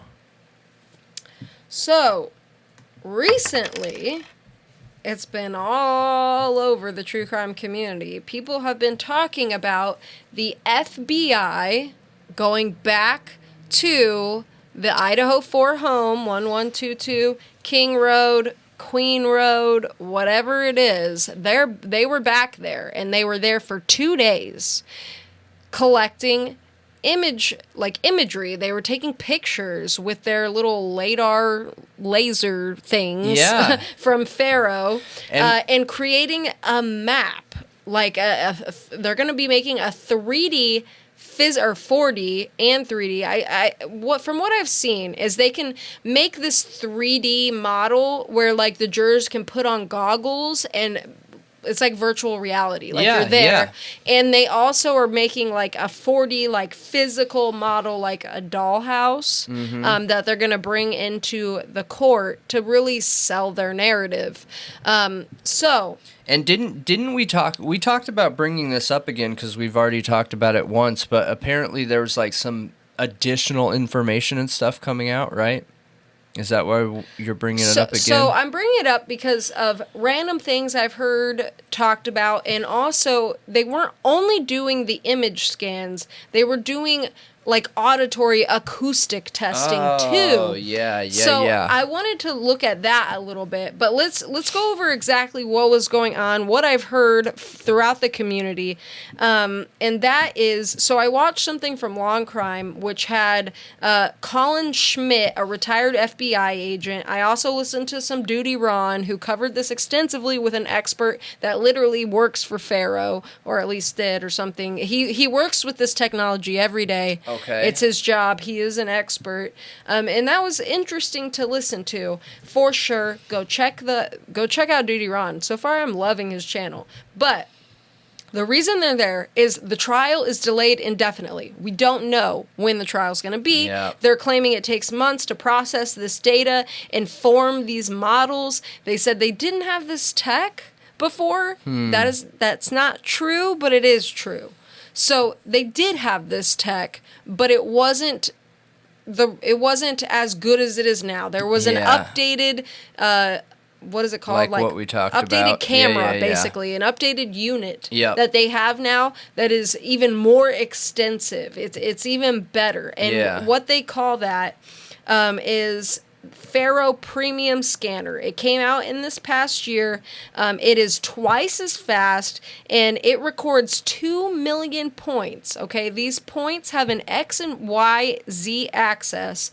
All these digital points, these data points, per minute. It records 2 million per minute. Yeah. Or second. Was it second? Yeah, it's second. Oh no, it's second. Second. It's 2 million per second. Yeah, I have it written down. And it's a higher resolution HD camera. So it's better quality, it's way faster, it's recording more points in less time. And they're also mapping the exterior of the home. Yeah. Now, a big question everybody had is, well, there's a few questions. For one, the university wanted to tear down this house. The owner sold the house to the university for $1 million. And the university's like, listen, knock it down. Prosecution, defense, they all signed off on it. And the family, especially Gonzalez family, protested. And so did a lot of other people. Like, this is a huge piece of evidence. Why would you tear it down? Yeah. So now the Gonzalez family and Coronado family is coming out like, told ya, it's not important until it's important. Like, why not just keep it till the trial's over? In case you need it. Yeah. So that's one. Two, apparently this house is dangerous. That's what they're claiming. That is what is being claimed. So here, I have an email from Bill Thompson that also is another thing that's coming into question. So apparently there were some cleaning agents used that can be hazardous after the fact. Asbestos may have even been found in the home because they removed pieces of the home. So this email says, I'm only going to read the highlighted portion, but it says, the scene has been substantially altered from its condition at the time of the homicides, including removal of relevant property and furnishings, removal of some structural items such as wallboard and flooring, and subjected to extensive chemical application, creating a potential health hazard. There are some of the reasons that we have concluded that a jury view will not be appropriate. So one thing that was also mentioned is, are they collecting physical evidence this time around? Yeah, I mean, I know we talked about this when it very first came out, and I've heard a few people talk about that we didn't know at first. So I wonder if it only happened like on the second or third day that the FBI was there, that they're taking out a whole bunch of stuff. So get this. And for me, that's like the most interesting thing. So I haven't seen any footage of like a news station that sat there and filmed the whole thing, but Colin Schmidt, the retired FBI agent on Law and Crime, did say that when they go back in to do something like this, he would expect them to do a sweep of the home and collect more physical evidence.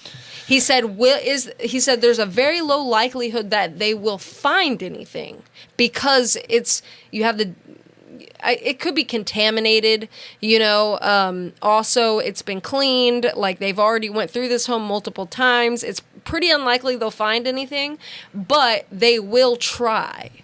And they will do that before the scans is what he said, but I don't know. But the other weird thing is apparently this home is hazardous, right? Well, none of the people going in this home were wearing protective equipment. Yeah, they weren't wearing masks. They weren't wearing like gloves. They weren't wearing booties. Like it's not. That's odd. Yeah. Why are they not wearing anything protective? Nothing. Yeah. Yeah, that is interesting. I'm not sure. I know that when we were talking about this on stream last week, that's what a few people had mentioned about the asbestos, and I didn't think it was possible, but apparently the information I had was off. Apparently there were houses that had it in up until like 92 or 94 or something like that. So my assumption is when I was doing research on the asbestos they stopped using was the really hazardous kind that was used as insulation, that once it got in the air, that's it. Like, you're in trouble. All of that had to be taken out of all these places, and that stopped being used in the 60s and 70s. But asbestos in general, like in paint, in things, didn't stop being used until like the early 90s. But that asbestos is not, it doesn't get into the air like the other stuff does, so it's different. Okay, well that's good to know. My question obviously is, if it's hazardous enough that you won't bring the jury, then why aren't they wearing protective equipment? But also, it's standard to wear protective gear at a crime scene. And on Duty Ron, he or one of his experts on that panel said they absolutely should have been wearing it. Yeah. They should have been. Always, period. Yes, they should have been. So I don't know what is up with that, but... So, I mean, the second you don't wear protective gear at all, which I'm curious, we saw the video of those cowboys, right? Without going too tin hat here, we love Drip Drop, Crime Circus, love it. And he asked that question and talked about them coming to the house late at night and all that. Were they wearing booties? Were they wearing masks? Because the second you allow people in there without booties, without masks, without anything, you cannot take any more evidence. It is going to be tainted. We're talking about trace DNA here. Like, trace DNA. Yeah, but see, the thing is that was mentioned by Colin Schmidt, and he said one thing, okay, with this 3D model, he said any of the models, with this investigation, with them collecting this evidence, he said they are, for one, going to sell the narrative of, like, how Brian could have done any of this. You know, how did he get in the home so fast? How did people not hear him? How did this happen? How did that happen? They're going to sell it using these models. But also, if the defense, which they probably will, bring up cross-contamination. There's an 8-hour window where 911 wasn't called. There's the situation with the FBI going in without protective equipment. Like, you know what I mean? There's several situations like this. Yeah. He said he can also use those to prove how, like, there's a low likelihood for cross-contamination because they'll show how people moved throughout the house.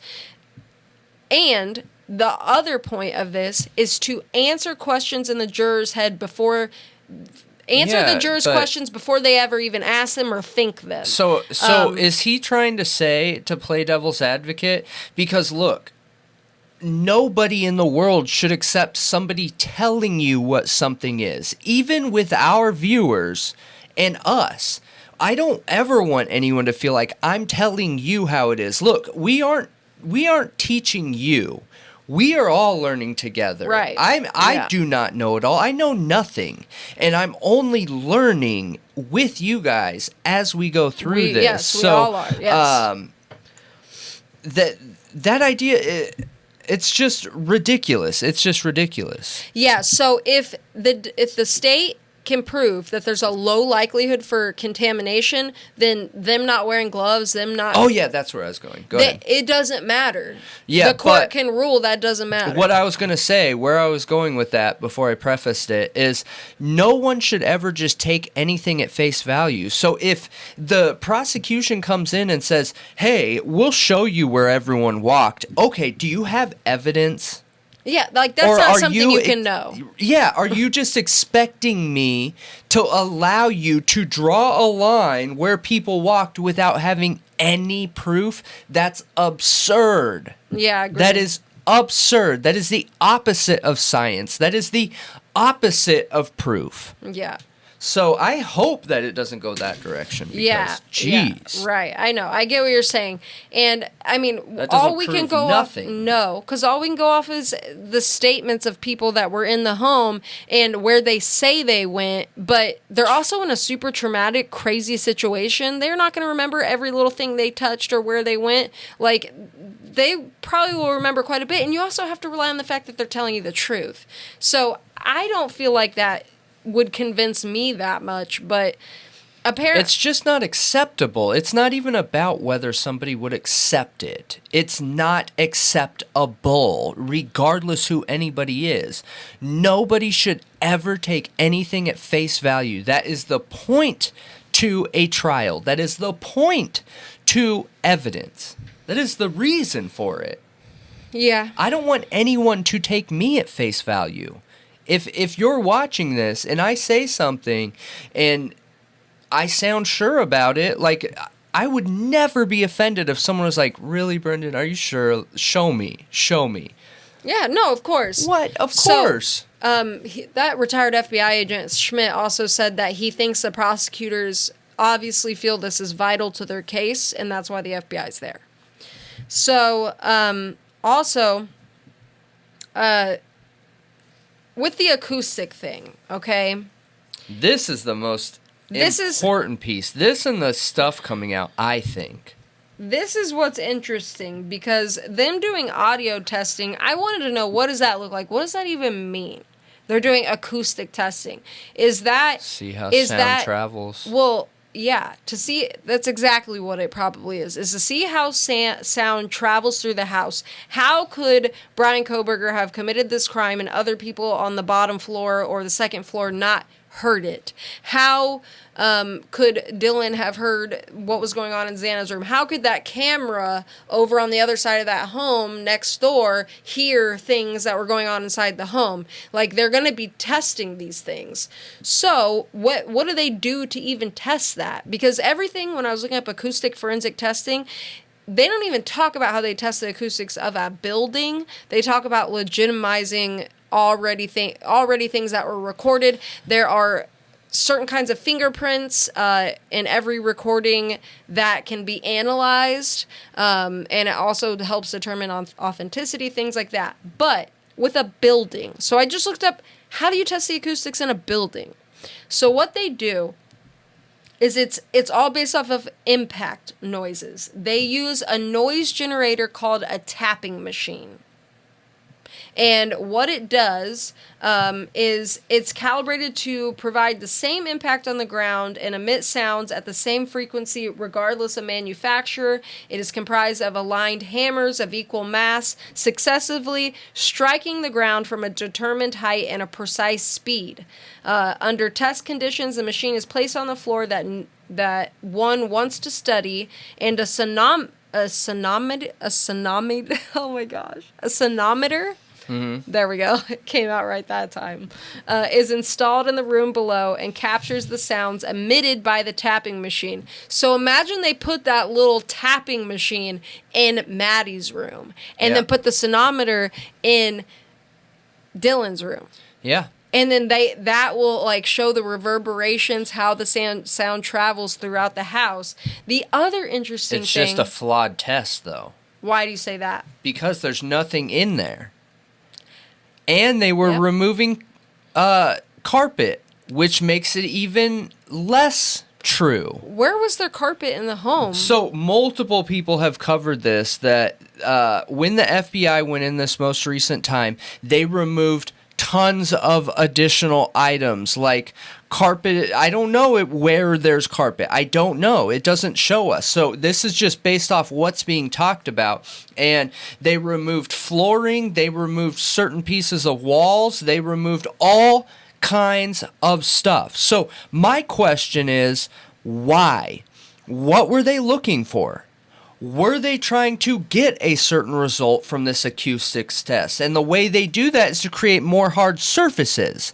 Now, I'm not trying to go tin hat here, but I'm trying to think of ideas that align with the fact that they're there to do video and acoustic in a building that no longer would be an acceptable test for video and acoustic. Well, it would be if they had the previous scans for only the visual part. So for the visual part, they can use those previous ones and pictures of the home to re-render furniture, where the bodies were, things like that. And actually, in a lot of crime scenes, it's actually ideal to do a scan while the bodies are there. And then after they're gone. They do that. That's what they do. They do. Yeah. So, but with the acoustic testing, you're right. Think about if you've ever moved out of a home, all your furniture's out, you go back in there, it's empty, and it echoes. There's so much reverberation. In this studio, you guys can't see, but we have the sound squares all over the place so that we don't get echoing in our mics. And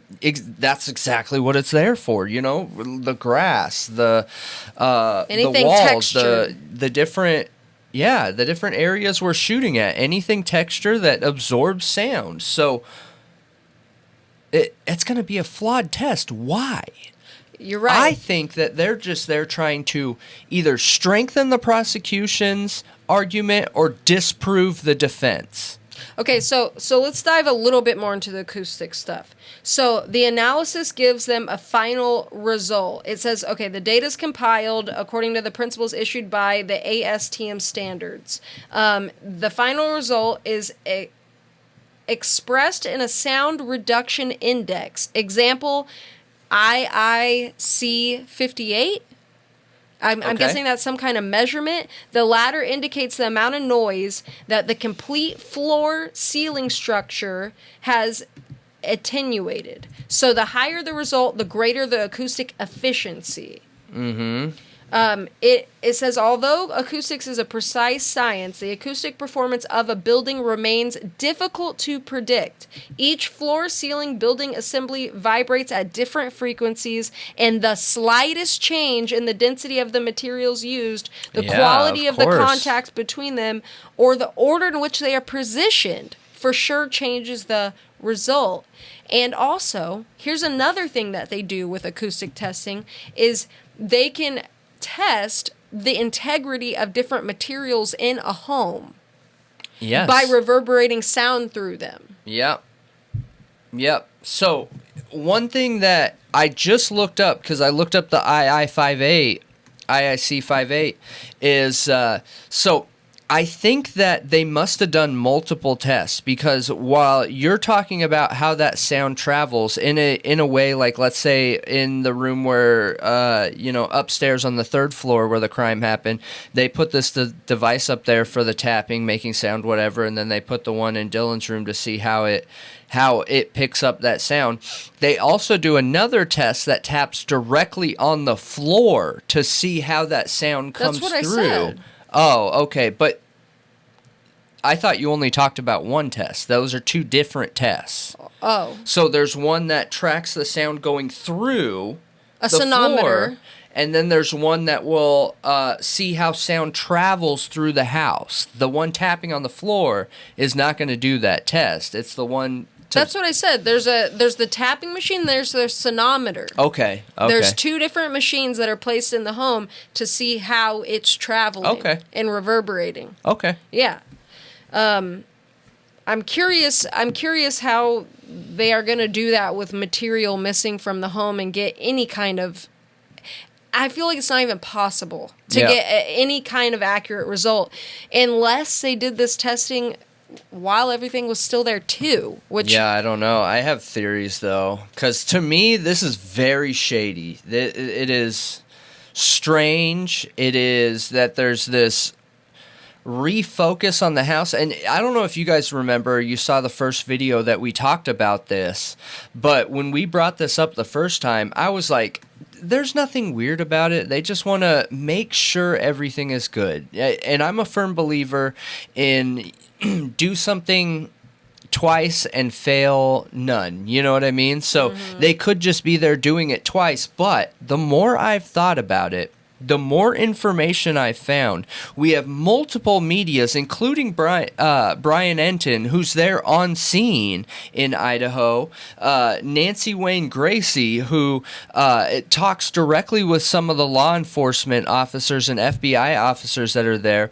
Both of them have talked about FBI taking a bunch of items out of the home this most recent time. So, obviously I don't have a picture, but I tend to believe those things when they're there, because why would they make that up? There is no benefit in story there. None whatsoever. No. So, maybe they were there and they just didn't record that part because they were asked not to. I don't know. But why take more stuff out? Why take carpeting out? Why take flooring out? Like, I'm going to go tin hat here for a second. Is Drip Drop right and there's a dang tunnel connected? Are they digging for a tunnel? Like, what is going on here? That you're taking out walls, that you're taking out carpet, that you're taking out flooring. What is going on? So what the FBI agent says is they might be looking for like microparticle evidence, like touch DNA, hairs. Oh, don't get me started. Hairs and fiber. Do you think they're collecting big parts of the house to like go take it and test it for microparticles? No. Look at all the stuff they gave away back to the families. I know. No. All of that stuff would have had it on it. All that stuff is They've gathered no evidence, and that is my next topic. When I talk about Idaho 4, that is my topic. They gathered nothing. Zip. So that's pretty much a wrap for the FBI back at the home. What do you guys think about the acoustic testing? Like how it can be used to test building, materials. How they're measuring this acoustic reverberation throughout the house and how sound travels without any of the furniture, without any of, with literally chunks of wall missing, chunks of floor, not the same flooring everywhere. I mean, that makes such a difference. Yeah, no beds, no clothing, no things shoes. That will absorb the sound, absorb the vibrations aren't there anymore. Right. But don't you think that will give skewed results towards Dylan had to have heard something? It'll reverberate more, meaning sound is going to travel through the house more. So how are they going to account for that? I don't know. Okay, so I don't know if we were very clear in that idea. So there's this idea that, remember, Dylan has exculpatory evidence in the Brian Kohberger case. I'm sorry, Bethany has exculpatory evidence in the Brian Kohberger case, and there's this idea floating around that the reason why they're there doing these acoustics is to combat something Bethany knows. Maybe she heard something and thought that it was a certain person's voice. And if I'm the prosecution and I'm playing shady and not just wanting to be everything transparent to pad my case, would it make sense that I would go in there and get acoustics to disprove a statement that was made by somebody? You know what I mean? What's interesting, why you're bringing this up, 2 people have come out talking about that house. You have Steve G. and another person that lived there who said, those walls are paper thin. You can literally hear everything. Then you have this other man who stayed on the first floor who said, you can't hear anything. Nothing. That house is like a padded room. The viewers will see the pictures. I'll pull them, but that would make sense for the bottom floor because of all the ground surrounding half of it. That actually, and those other 2 floors are technically on a different ground. Yeah, yes, they're elevated. They are. Yeah, it's weird. Kind of. I mean, there's only one per half, right? That house is like 2 different halves built at 2 different times, but where the slab is, where the ground is, where the base of that house is on 2 different levels or whatever, and it's only those 2 different levels. Everything is built up from there, you know what I mean? So 1 2 stories, 1 2 stories, making 3 total, but if you lived in that house, you could dig your own tunnel. Dude, I would. That is totally what I would do. I think tunneling would be awesome, but I just go back to the reasons why. The more I think about this FBI visit, the less normal it feels. I felt like, okay, everything's normal. If I was the FBI, I would go back and get another test too, just to be sure, to guarantee my results. If it gets questioned in court, no judge or no prosecutor, no defense, we did this test twice. I'm confident in these results. There's nothing wrong with that. But now they're removing things like walls and floors and subfloor and all this stuff. That is strange. That is really strange. While doing audio tests that can't be accurate, at least for what the house was in that time, which is when it's relevant and important. If they were going to do acoustic testing, they should have done it back when everything was still there. Maybe this is going to help the defense and they don't even realize it. Maybe. That the defense is going to come back and say, hey, there's no way these 2 people didn't hear what was going on. And we can reenact that. We have the test. So what we can do is put headphones on the jury and play the decibels of what that sound traveled as and what you would have heard. Do a recreation of the audio of the not the crime, but just how loud it would have been. People saying words, Dylan, and how loud. Yeah, that's interesting. Okay, could that end up helping the defense in this?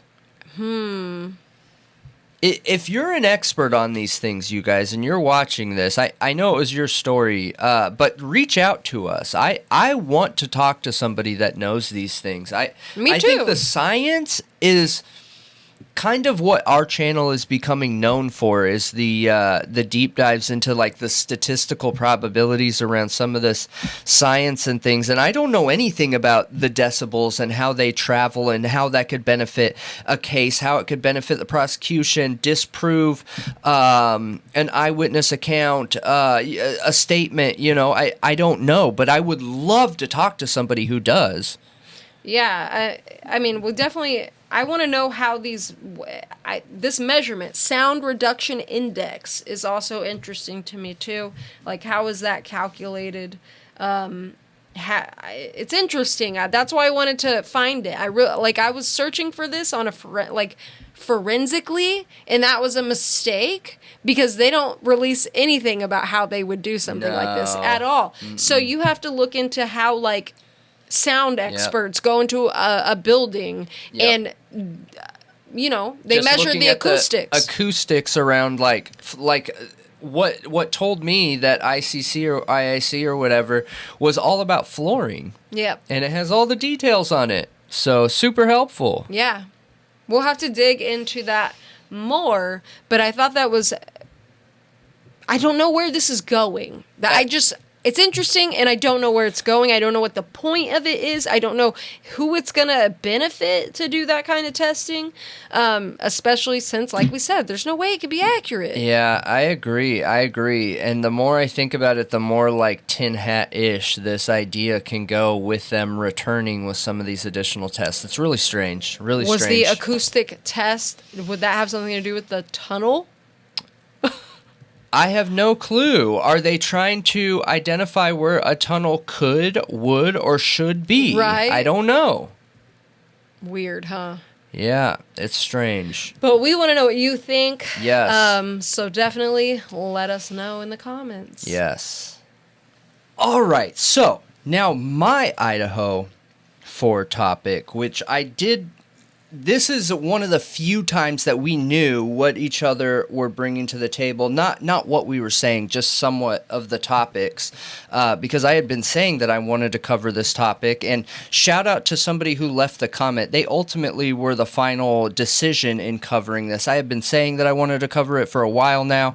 And them bringing it up, I was like, all right, now's the time to cover this. And it happened to line up perfectly with what Malia was just talking about the FBI going back to the house, okay? So, what am I talking about here? I am talking about a very tiny, minimal, little, baby, minuscule, minute amount of evidence, okay, for a quadruple homicide. And what's funny is we're hearing the opposite. So again, I feel like this case has turned into whenever you hear something that like sounds too good to be true, that's where you need to look in this case, which is concerning, but okay. It is alarming. Idaho 4 only has 113 pieces of evidence, real evidence, physical evidence from the house. Not including pictures. Not including pictures or their supposed documents, which are people calling in tips, which when you're a defense and you're asking for that, if you didn't get the lead from a tip, I guess you want all of it. But like they lean on that so hard. Yeah, okay? We're talking about evidence from the home. It's 113 pieces of physical and then 4,000 pictures. Convicting type evidence, what you would expect, okay? So it is only 113. That is it, and that is nothing. That is nothing. Just take like 2 seconds here to think. In a house that had 4 people, 3 people that lived there, 1 boyfriend who was probably there all the time. Think of all the things that come with all those people in this potential crime scene that we know for sure the suspect was on 2 levels, maybe even 3. We don't know.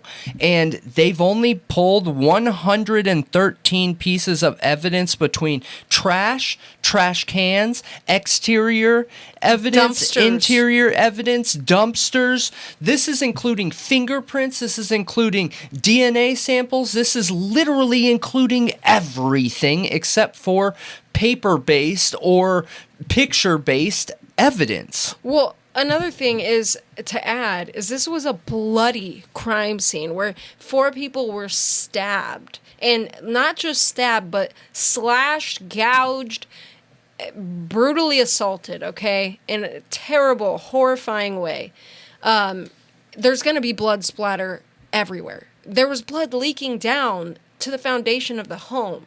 Like, it should be way more than that, in my opinion. With 4 people, and we know that in Xana's room, the bodies were spread out a little bit, and Xana with Maddie and Kaylee, they were in the same bed. But even then, like, just think about arterial spray. Think about, drips.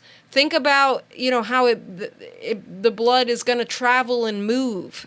Yeah, and then this person is passing through the home to leave. I'm not even as worried about entry. that. I'm more worried about the things they owned. Everything should have been taken. Agreed. Drip Drop did a video showing vans being taken out of the house, which, yes, that is concerning considering we believe that shoe print, that latent shoe print, is a van-style shoe print with the diamond tread or whatever.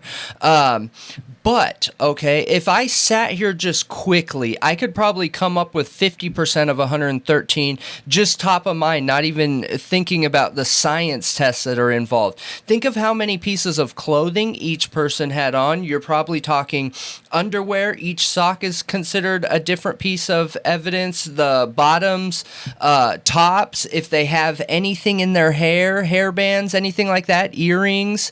Then you're going to be checking actual wounds. You're going to check and see if there's any of suspect blood mixed in with them. You're talking about every piece of material that's on the bed. You're talking the bed, if they have a frame, if they have a box spring under that, like that right there.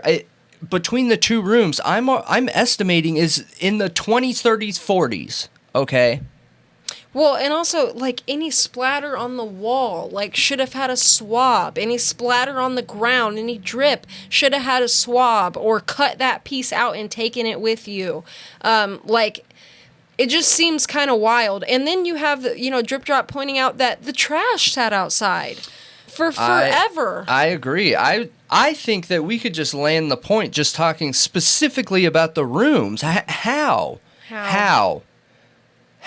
Whether the closet's open or the closet's closed. You're telling me there weren't shoes that were out there laying next to the bed out in the open somewhere? We haven't even begun to talk about electronics and needing all the evidence off of there. They probably each had a computer. They probably each had a phone. We're getting up into potentially 50 or half of this evidence, and I'm not even an expert. It is so frustrating how so many people look at this, right, and they're quick to jump on the law enforcement board, which I'm not anti-law enforcement, and I'm quick to jump on that too until I see problems. And I see a lot of problems here.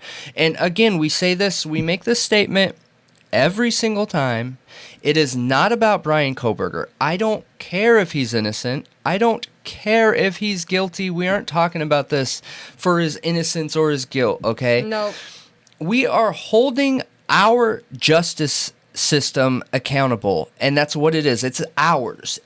So anybody that says that let the police do their job, you shouldn't be making theories, you should stay out of it.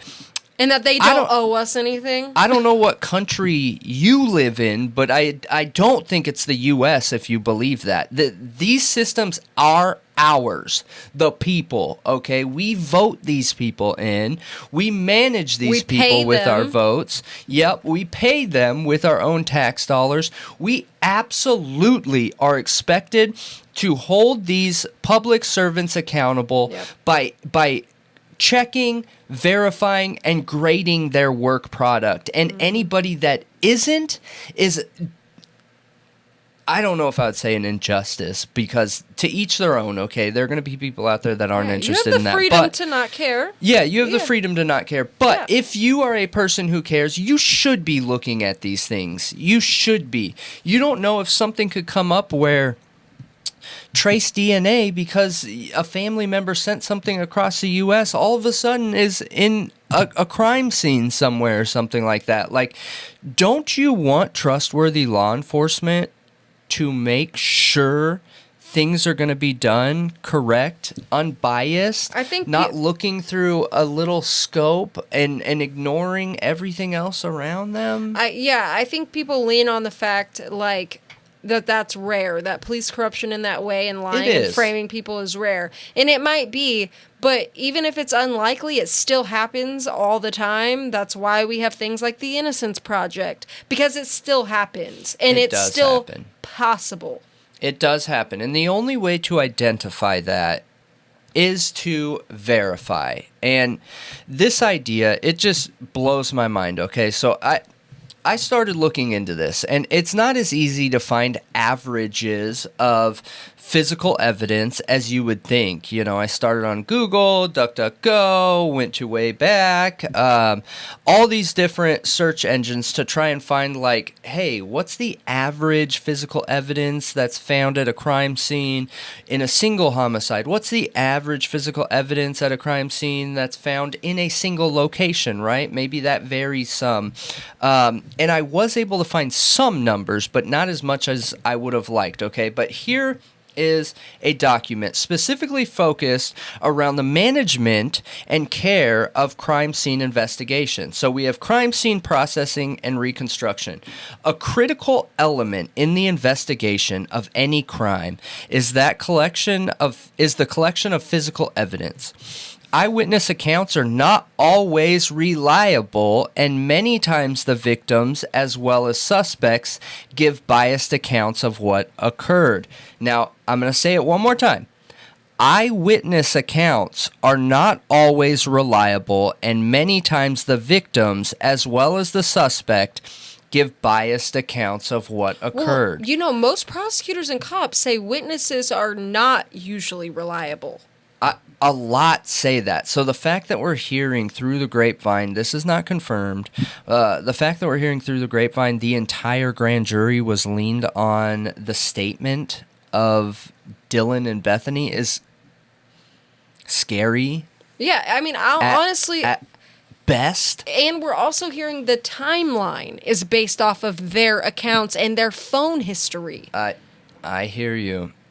I mean, we aren't hearing the phone history. I know there's been some talking about that, but nobody has said that.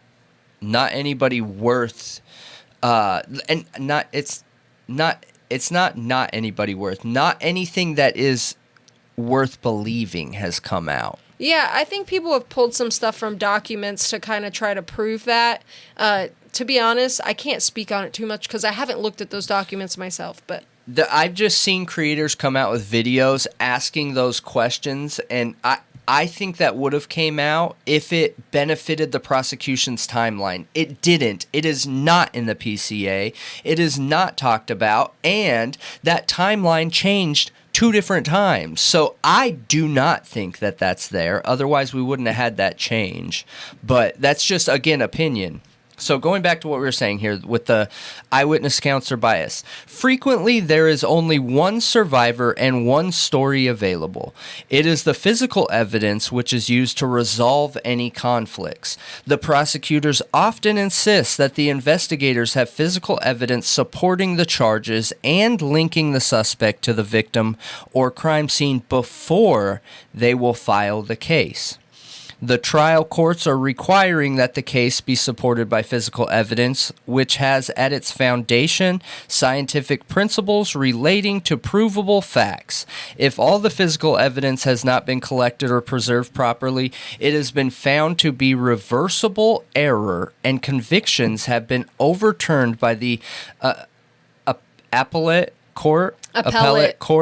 All these factors make it essential that the crime scene be completely and properly investigated and that all the physical evidence be collected, evaluated, and preserved. The majority of crime scene processing is the responsibility of the officers and detectives. The latent print section of the laboratory provides fingerprint and photographic support, while the criminalists will scientifically examine the physical evidence collected. In certain circumstances, the criminalists are available on call out for active crime scene support. The officers are responsible for the documentation, collection, and preservation of the physical evidence, and the laboratory staff will assist and provide technical support in most cases. It'll vary from state to state.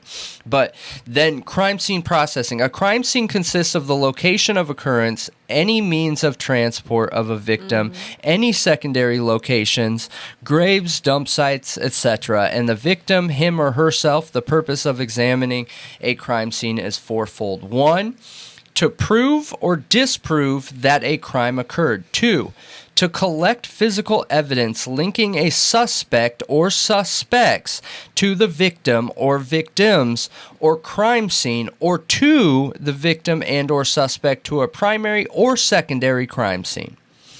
3, to collect physical evidence which will help reconstruct the circumstances involved in the incident. 4, to provide investigative leads which can result in information on the victim and suspects. 113. Yeah, but to be fair, they were talking about digital stuff there too. What? Like they included digital stuff in that. But yeah, 113, it seems low, and that's why I really wanted to be able to compare it to other cases. This doesn't talk about digital, what I was just talking about. Oh, I thought it mentioned something about... No, it just, the only thing it said with digital is it gave the breakdown of, the latent print section of the laboratory provides fingerprint and photographic support, while the criminalists scientifically examine the physical evidence collected. It doesn't talk about digital. Okay. Yeah. But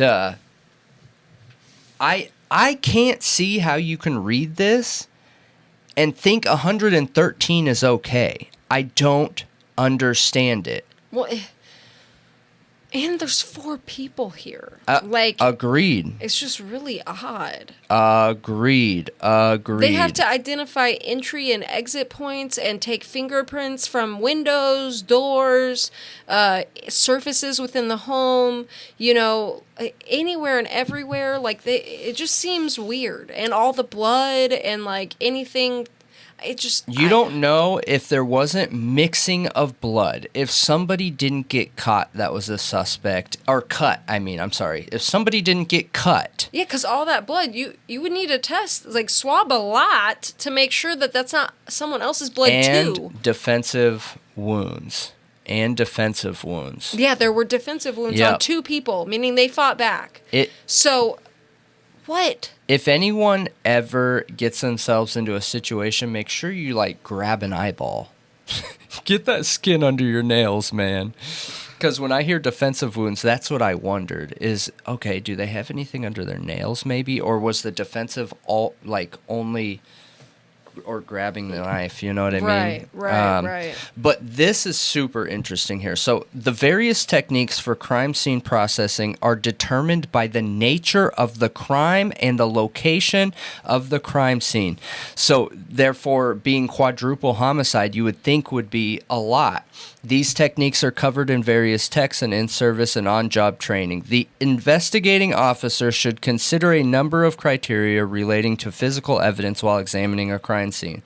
Anything that is present in a crime scene can be physical evidence. Not all physical evidence is readily visible. Latent fingerprints, shoe prints, trace evidence. Minimal disturbance to the scene by non-essential personnel is critical. They can remove, alter, destroy, or add physical evidence to the scene. The best means by which to secure a crime scene or item of evidence is to restrict access and avoid disturbance of the area. Recognition of something as physical evidence is a major factor in the crime scene processing. Experience and training is important. Documentation by measurements, notes, photography. All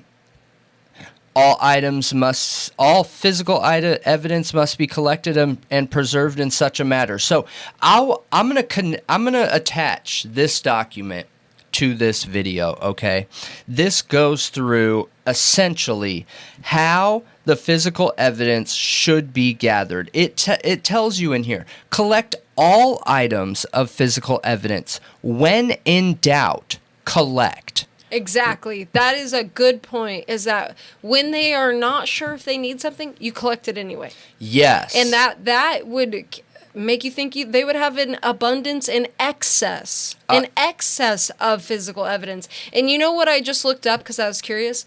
How many items, does a home have on average? And it's 300,000. Yeah. Is how many items an average home has. Now, think about it. How many people were living there? I already know. Going to college, and they're all girls. Yep. meaning they have a ton of stuff, probably. Makeup, pins, notepads, tons of clothes, hair accessories. I mean, anything and everything you could see in a college girl's room. Pictures up on the walls, bullet boards, just so many things. Yep. I agree, and I don't understand, and it makes me question it, you guys, because here's a direct statement from them when they're talking about evidence here. The prosecution tells the defense in the filing they have turned over 10,000 pages of reports and written materials, 10,200 photographs, 9,200 tips, and 51 terabytes of audio. So that's what it says. And audio? Of video and audio and digital materials. And they don't talk about the 113 pieces of physical evidence at all. They don't have to turn those over, that's why. They just turn over the documentation and research on those items. Yes, yeah. But that's not what this is. This is a list of accounts of the crime scene. So they did not include that because it looks bad. I'll probably be including clips here, and we're going to play one now, and I'll just overlay it, but... Understand the best thing we can do for victims and their families is to follow every lead, collect every piece of evidence, and bring those responsible to justice. All right, still with me, civil rights. Every lead, every piece of evidence to bring those responsible to justice. Really? Every piece? Yeah. The evidence in this is a problem, you guys. Based on everything that I've been reading, right, and some examples of what that 113 pieces would be. Any biological material, blood or bodily fluids, saliva, fibers from what could have been rubbed off on a shirt in the area or a jumpsuit. Did they not check if there's any fibrous material on their floors? I feel like that would be a given. Yeah, that's another thing is in the last video, that retired FBI agent Schmidt was saying, maybe they'll be looking for hairs, fibers, little tiny things that they could have missed. And I'm thinking, that stuff is scattered like the wind, just like touch DNA. Like, I don't feel like you can rely on that at this point. Ann Taylor was there. What if she just got done seeing Brian Kohberger, went in the home, and had one of his hairs on That's her? why all this should have been done before. And that's what I'm saying. That is literally selling my point, because we don't have to worry about cross-contamination this far in. That's already done with.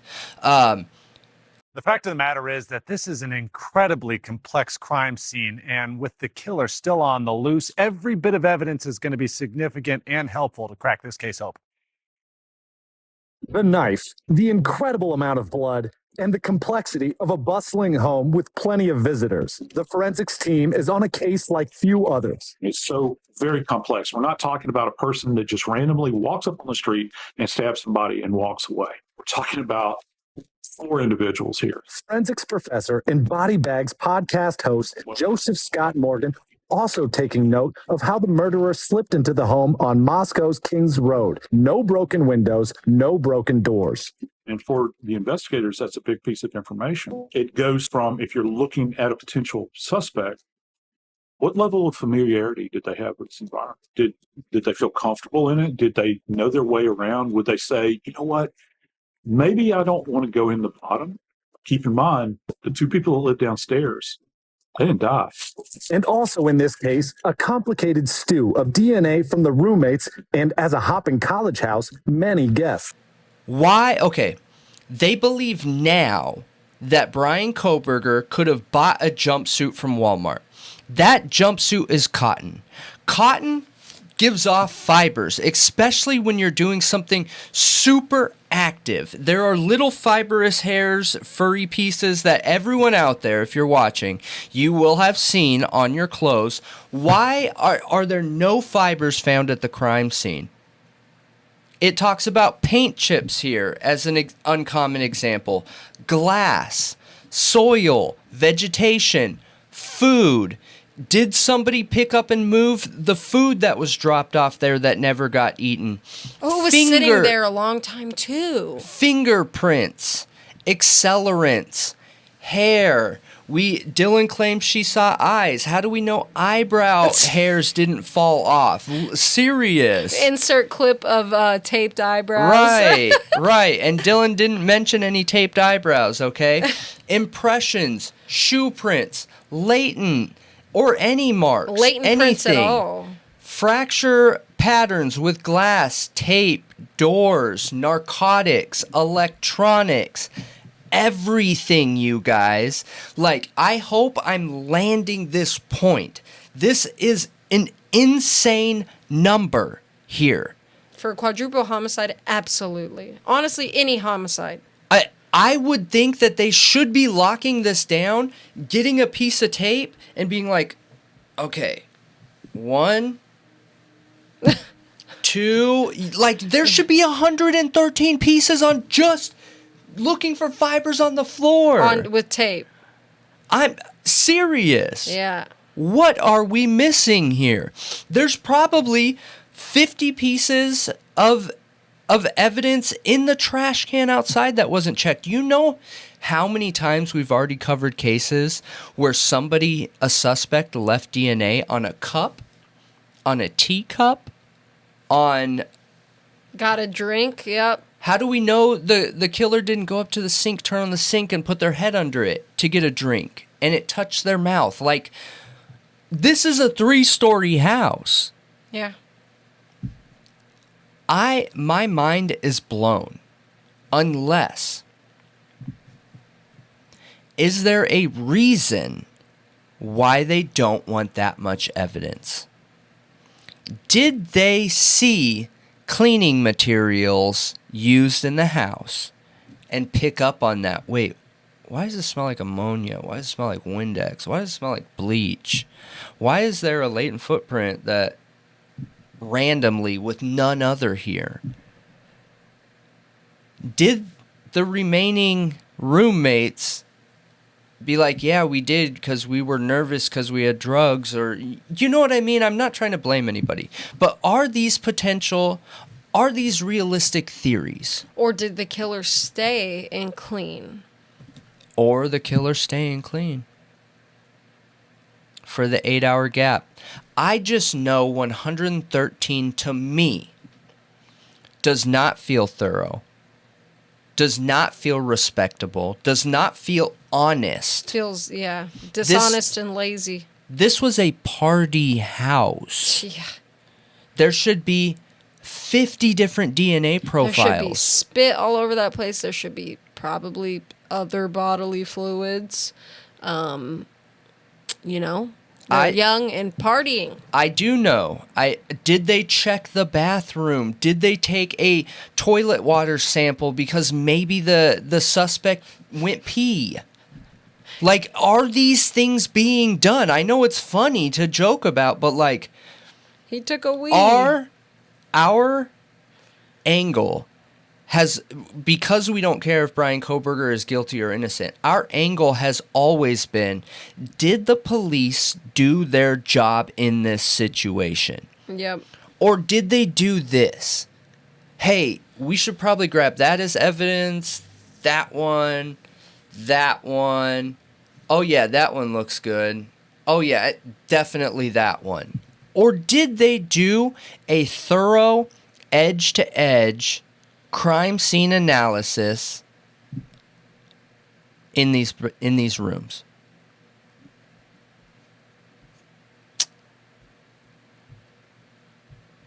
I'm super curious what you guys think.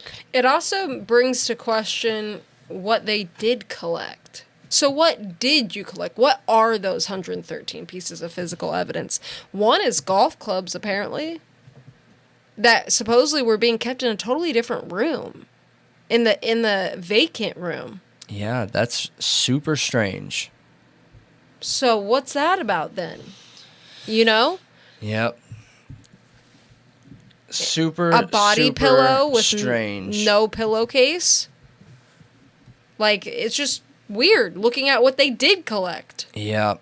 And so the only breakdown, because I went looking for science documentation on this, the only document I could find is the role and impact of forensic evidence in the criminal justice process. And they cited a few different cases. The weird thing is that why I don't want to tie directly all the physical evidence portion in there is because this is a very specific type of case that I don't feel like any of the case files they were giving align with it very well. This is a multiple homicide in a single location. Nobody's moved or anything like that. So I don't feel like it matches with a lot of these cases, but and I'll attach this on the chapter that talks about hard to solve cases, meaning they had no clue who the suspect was. And that's how this case was in the beginning. They had no clue who he was. That Ann Taylor says there's no connection to Brian Kohberger to these victims, okay? Over 503 of them pieces of evidence. Over 500. And you guys got to remember, that 113 is including Brian's car, Brian's apartment, and Brian's parents' house. Wait. Cases that I've covered with all of the different evidence that's entered in a court of law, this particular crime is going to have multiple locations. Let's just start with the inside of the house. I mean, don't get me started. There's 2 bedrooms at least. There's the entrance point, and there's whatever was tracked, and there's all the different hair, fiber, fingerprints that anybody has left behind that needs to be excluded. That's a lot in a house like that. It's not a single family home. There's lots of boyfriends and girlfriends and friends and former tenants, etc. Then there's the outside of the house, wherever that killer left, and whatever footprints, shoe prints, whatever trail of anything he or she may have left. Then there are all 3 floors. Then there are 6 cars, presumably each roommate might have had a car. Maybe Ethan had one too. It sounds like a lot of places where a lot of things have to be looked at. And so that's why I sort of thought 113. Are you sure? I am 100% sure. I thought it was just from the Moscow residence. Nope. You're positive? 100% positive. There are multiple videos out there where this was a point of conversation where multiple attorneys have been like, yeah, that's concerning. If I was the defense, I definitely would focus on that. Multiple videos out there.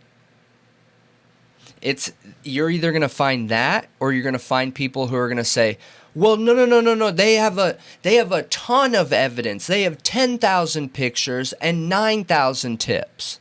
I mean, pictures and tips don't prove that this person, a suspect, did it.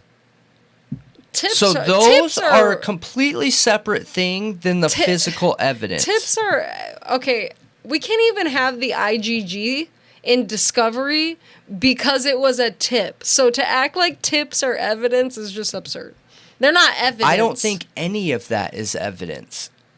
Unless the suspect is in the crime scene pictures. Those 10,000 pictures are crime scene pictures. And then a few of the gas station, whatever. Unless there's a suspect in one of those pictures, they don't mean much to this case.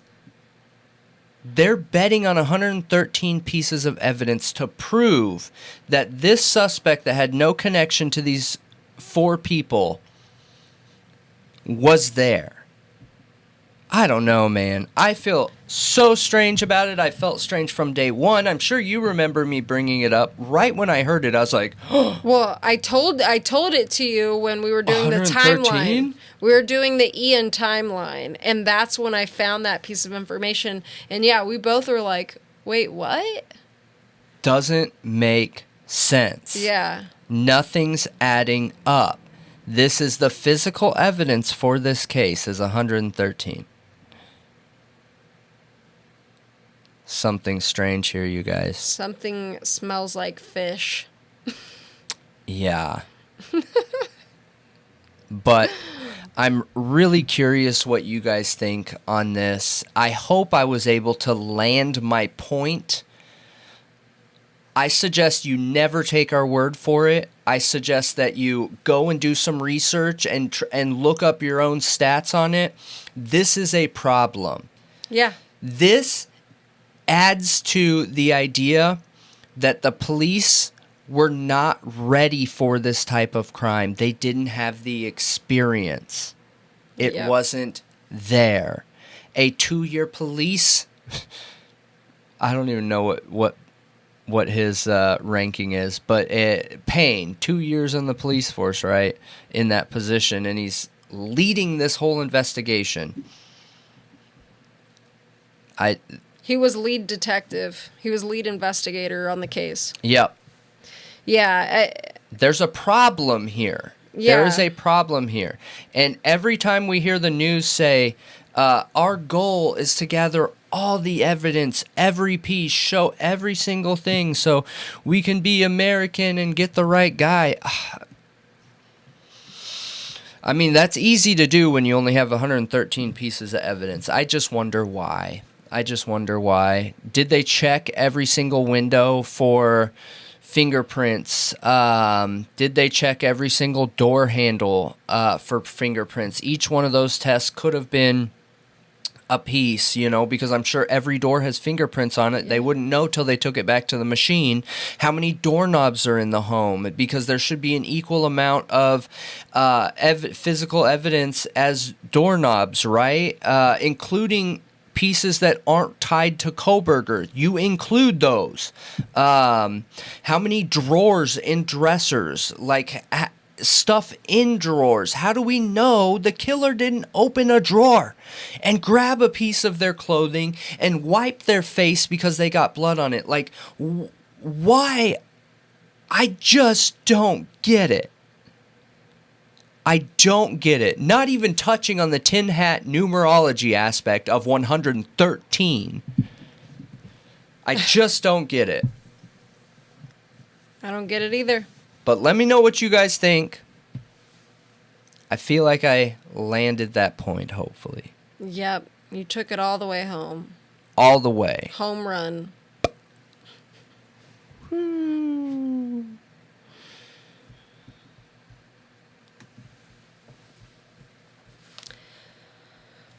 Delphi.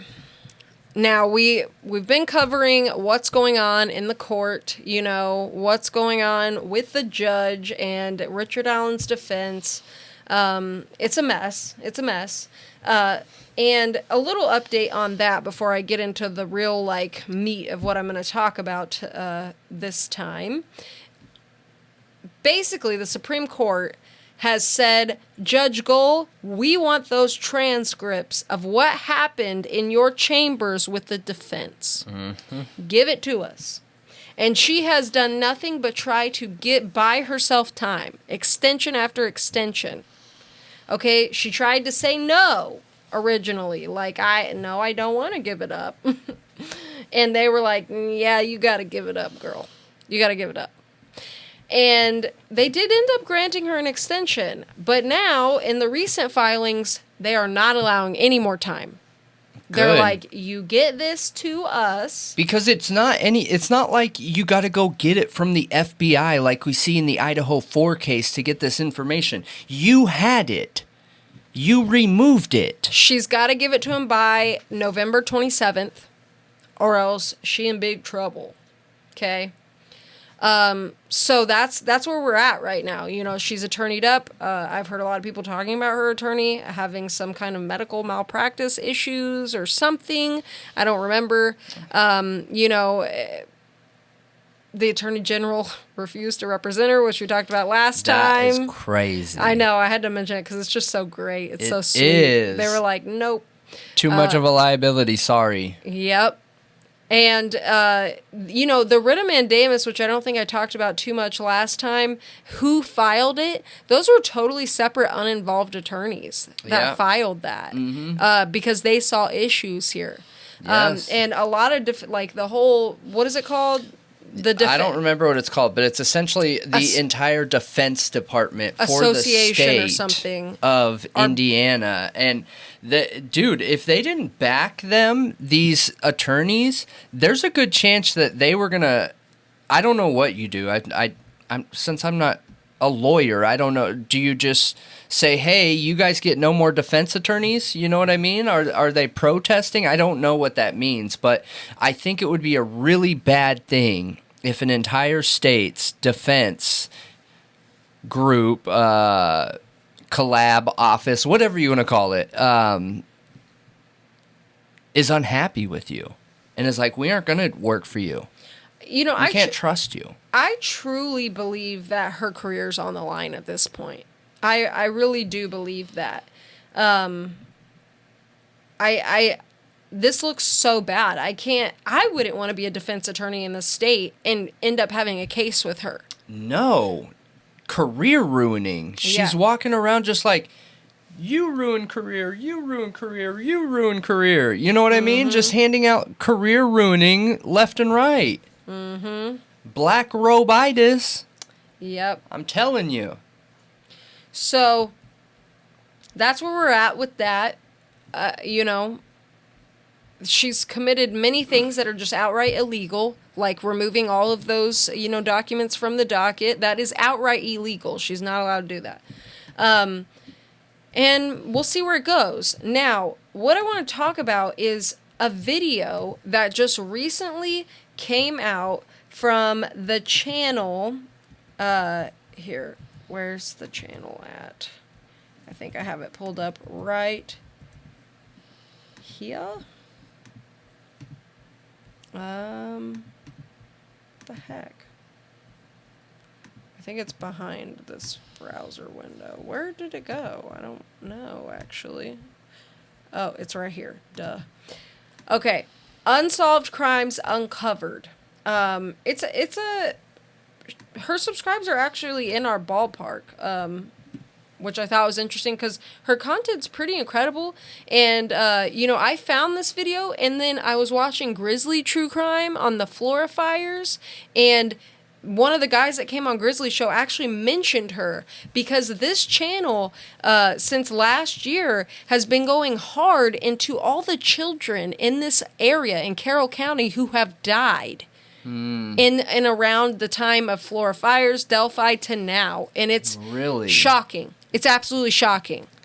So I'm not going to dig into that specific thing. I will direct you to her channel to go watch those videos because it's incredible. She's really dug deep. Like, good on you. Incredible. Shout out to her. She's doing great work.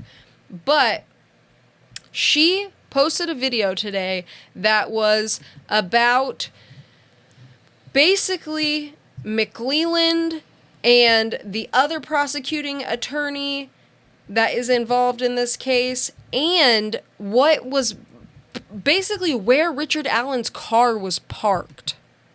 Okay. Because that's a big, if you read the Frank's memorandum, you know that that's a big piece of evidence, okay? Yeah. That they were leaning on to connect Richard Allen to the crime scene at the time of the crime, was where his car was parked. So, she starts out the video asking, is Richard Allen a victim of prosecutorial misconduct? Because we've been focusing on the judge a lot here, okay? And one thing I want to mention is in that hearing where the cameras were out, right after, you know, we had the camera hearing where the defense lawyers supposedly stepped down or were forced to step down, the next one, we didn't have a camera. We only have accounts of people who were in there. And Bob Motta's one of them. And shout out to him, too. He's doing incredible work with this. He sits in every court hearing now. He said that the judge turned to McLeland and asked him what he thought. I know, and that is so messed up. Inappropriate. I know. And he's like, yeah, I agree. They were grossly negligent, and they lied on the Frank's memorandum. So messed up. Well, guess what?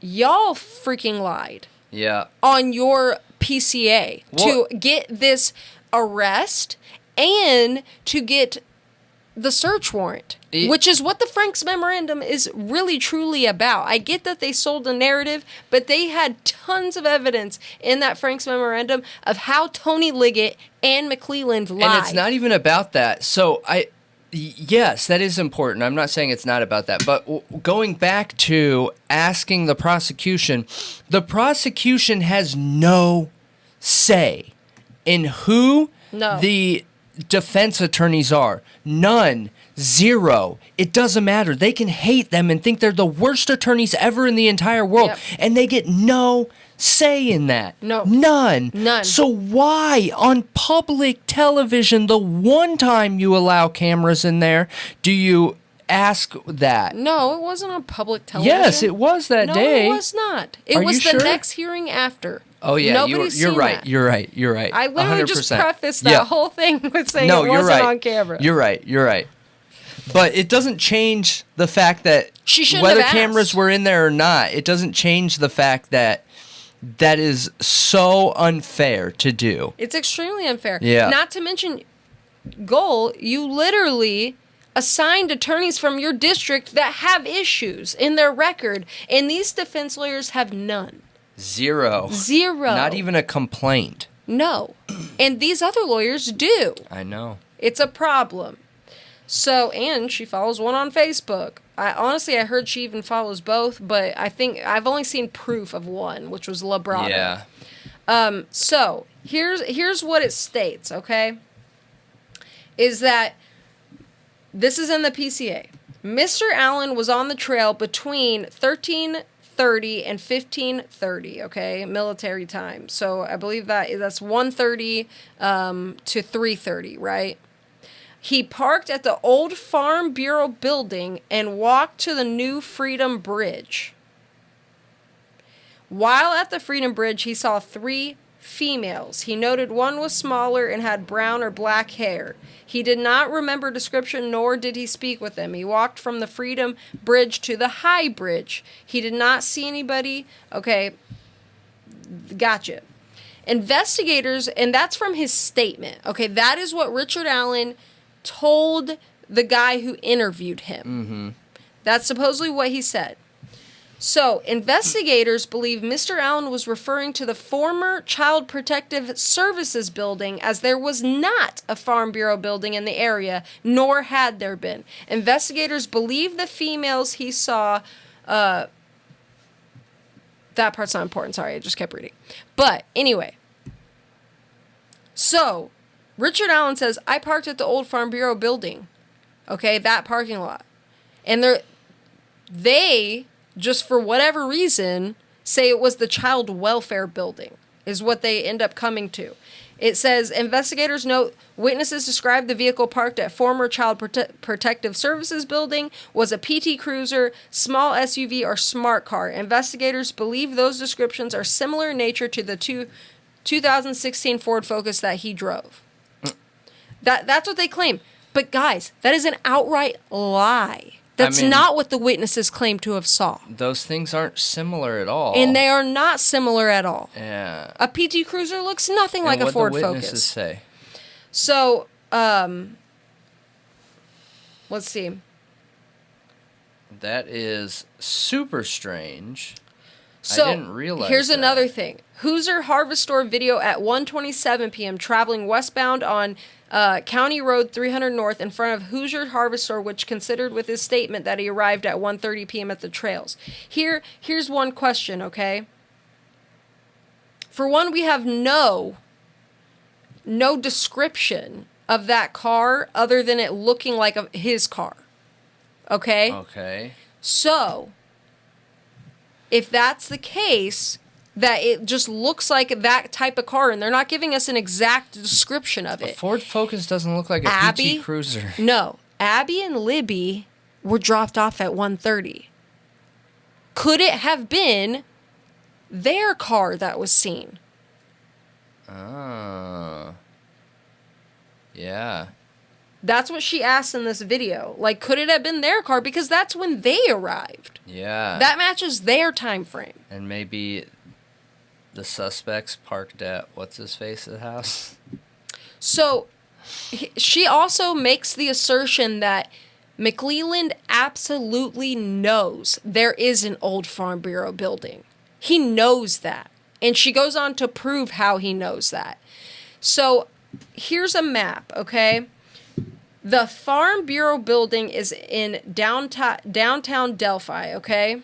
Which is 1.5 miles west of the murder scene.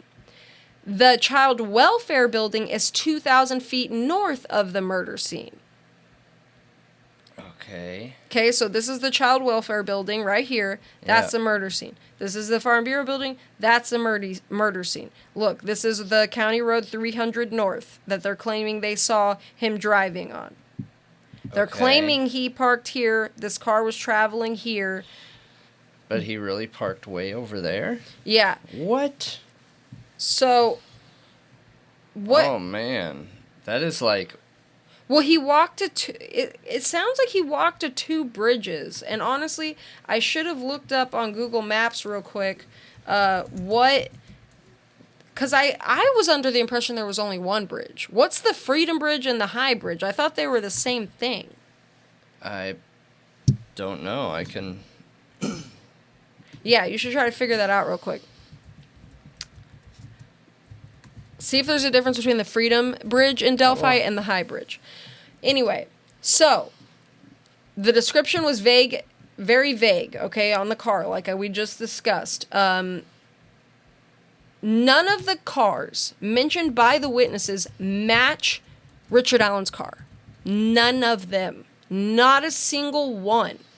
And this is the basis of them proving he's attached to this crime scene. Yeah. Yeah, they're different. They are. Mm-hmm. So I want the location.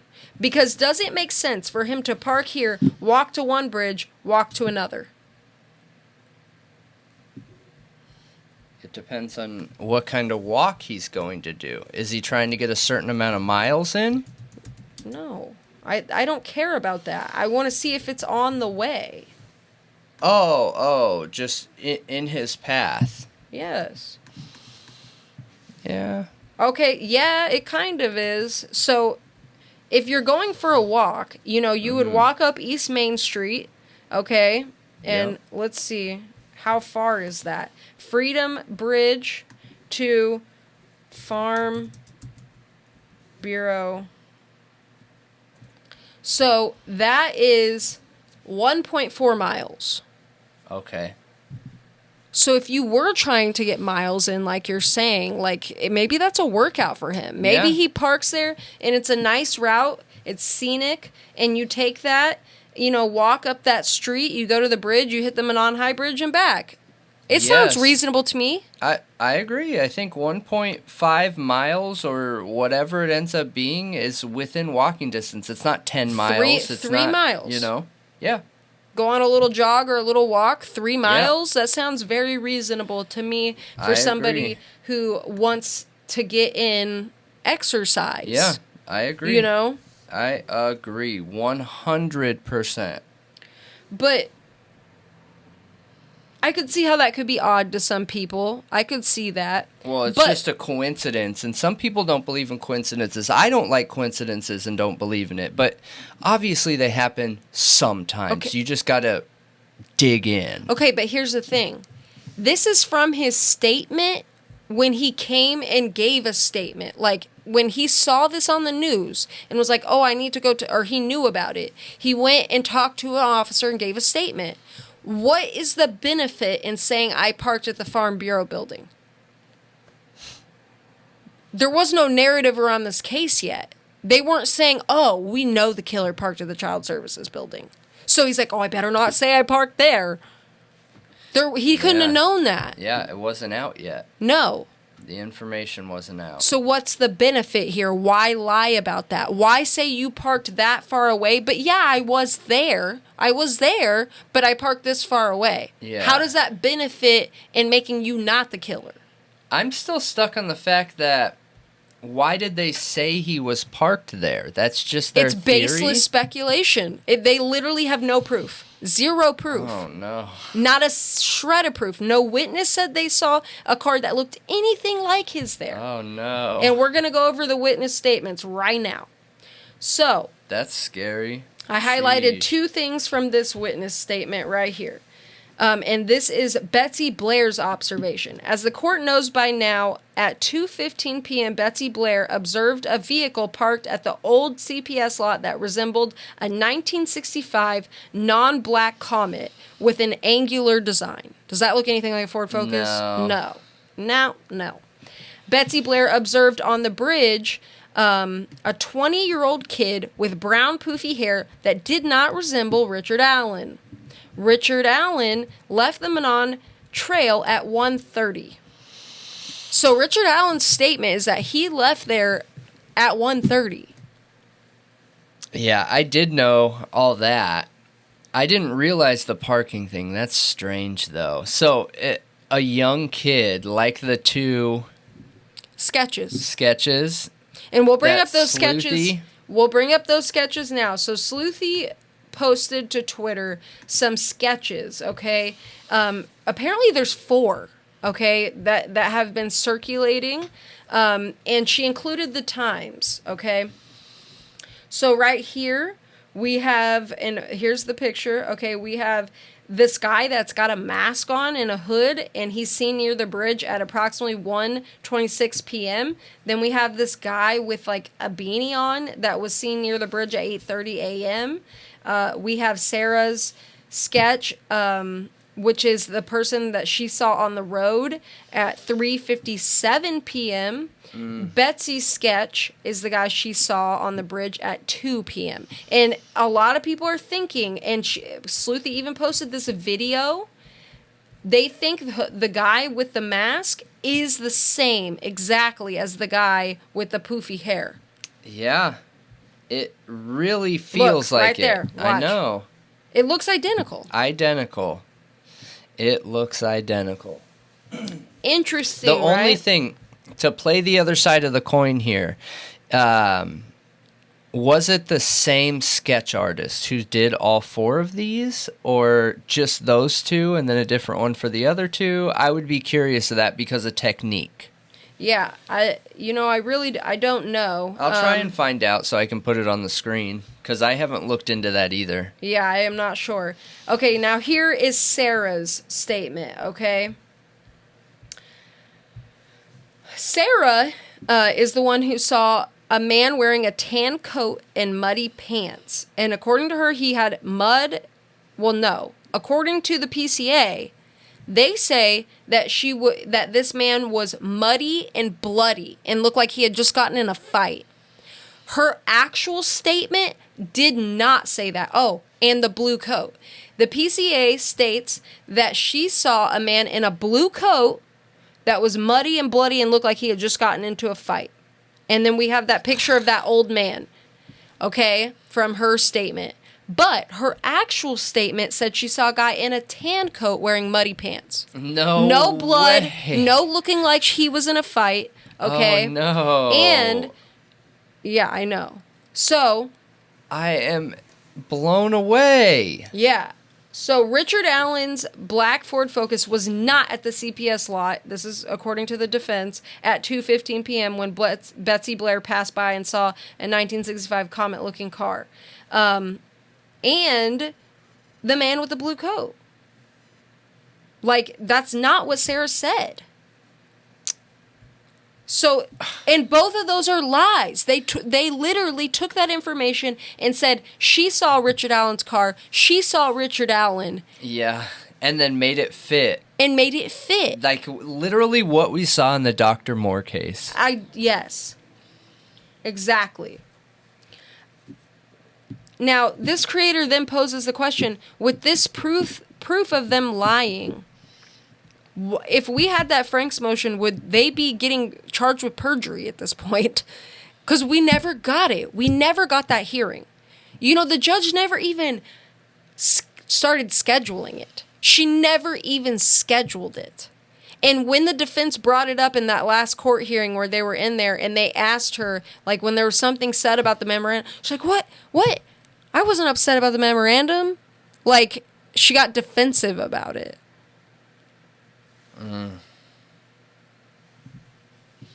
You didn't like that memorandum. There was a target on their backs as soon as you read that memorandum. And she didn't even read the whole thing, according to her. She didn't even read it all. She probably threw it in the trash. She probably read like the first paragraph and was like, I'm done. Maybe, I don't know. Ridiculous. So rather than tell the truth, Liggett concealed the evidence that Richard's black Ford Focus had left the CPS lot probably at 1:30 p.m., but certainly before 2:15 p.m. when Blair saw a completely different car. So therefore, Richard Allen could not have been there. Couldn't have been him. Why is this man still in why jail then? So here's another thing, and this is a statement from the memorandum that I want to say that I feel like is important. So, Jerry Holman has testified to the following. There is no DNA leaking Richard Allen to the crime scene. No data extracted from Richard Allen's phone connects him to the murders. No data extracted from Libby's phone connects Richard to the murders. There is no evidence that Richard Allen is or was connected to any other suspects in the case. There's no evidence found on social media that connects Richard Allen to the murders. There's no evidence extracted from Richard Allen's computers that connects him to the murders. There's no fingerprint evidence that connects Richard Allen to the murders. The only piece of evidence that is physical and it's not even definite, it's the bullet. The magic it's bullet? the magic bullet. That is it. Yeah. That's it. That is it. That is scary. And that is up for interpretation. Yeah. So, here's how she says that McLeland knew. McLeland's father is an arsonist, okay? Stephen McLeland, 52, was arrested by the Carroll County Sheriff's Department for allegedly starting a residential fire Friday at 5249 West. I don't know where that is. Okay. No injuries were reported about this fire, okay? Well, there was a cluster of fatal fires in Florida April 5th, 2009. And what year was this? This was 2009, March 2009. Okay.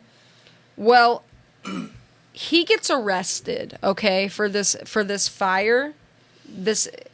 And he also has drug charges. Mm-hmm. His son, Nick McLeland, represented him. And the Farm Bureau Insurance Agency sued Nick's father, Stephen McLeland, for the claims that were on those homes that he set fire to. They came after him for money because he committed a criminal act, set them on fire. Yeah. They had to pay out for it, so then they sued him. That Farm Bureau Insurance Agency, downtown Delphi, sued him, and Nick McLeland was his attorney. Oh, gosh, so he knew where it was. So he knows where that insurance agency is. And apparently the old Farm Bureau building is right next to the new Farm Bureau building. And it's a paid parking lot that people can park in. The CPS building is an abandoned building. That's a good connection. It is a good connection. Yeah. That's what I'm saying. And that's exactly what I'm saying. And not to mention his father is like a criminal. A scary criminal that sets fires to people's houses. Yeah. I mean, the crimes of the father are not the son's. But I got you. You're right. But when you start making those connections that, like, okay, he represented his father. He knows that this is here, and he's lying about it. Yeah. That makes it shady. And a lot of people have questioned McLeland's integrity a lot. Yeah. A lot. So, another thing she mentioned is when she started making this video, all of the documents on Stephen McLeland, Nick's father's case, they were removed from mycase.com. Yep. And he was convicted of arson, and she included screenshots of his charges and of everything that went down here. His sentencing, he got a 10-year sentence with a 3-year credit. Jeez. How did they know to take those documents down, though? I'm confused. The monetary award to State Farm Insurance was $73,000. Interesting, right? And here, look, attorney Nicholas Charles McLeland for party Stephen D. McLeland. Here's a picture of him. Weird, right? Very. The Flora fires occurred November 21st, 2016. Mm-hmm. Was that after he got out of jail? That would be interesting. He passed away 3 years later, December 15th, 2019. Right? Yeah, 3 years after the Flora fires? Yep, because the Flora fires were in 2016. So, here's another one real quick, and then we'll move on. Shane Evans was the mayor in 2017. He resigned in 2020 to become Carroll County Chief Deputy Prosecutor, and he is on Richard Allen's case along with McLeland. What? Yes, he was serving he was on his second term, and he resigned to become the prosecutor, the chief prosecutor of Carroll County. His uncle, Travis Lee Evans, is a chomo. And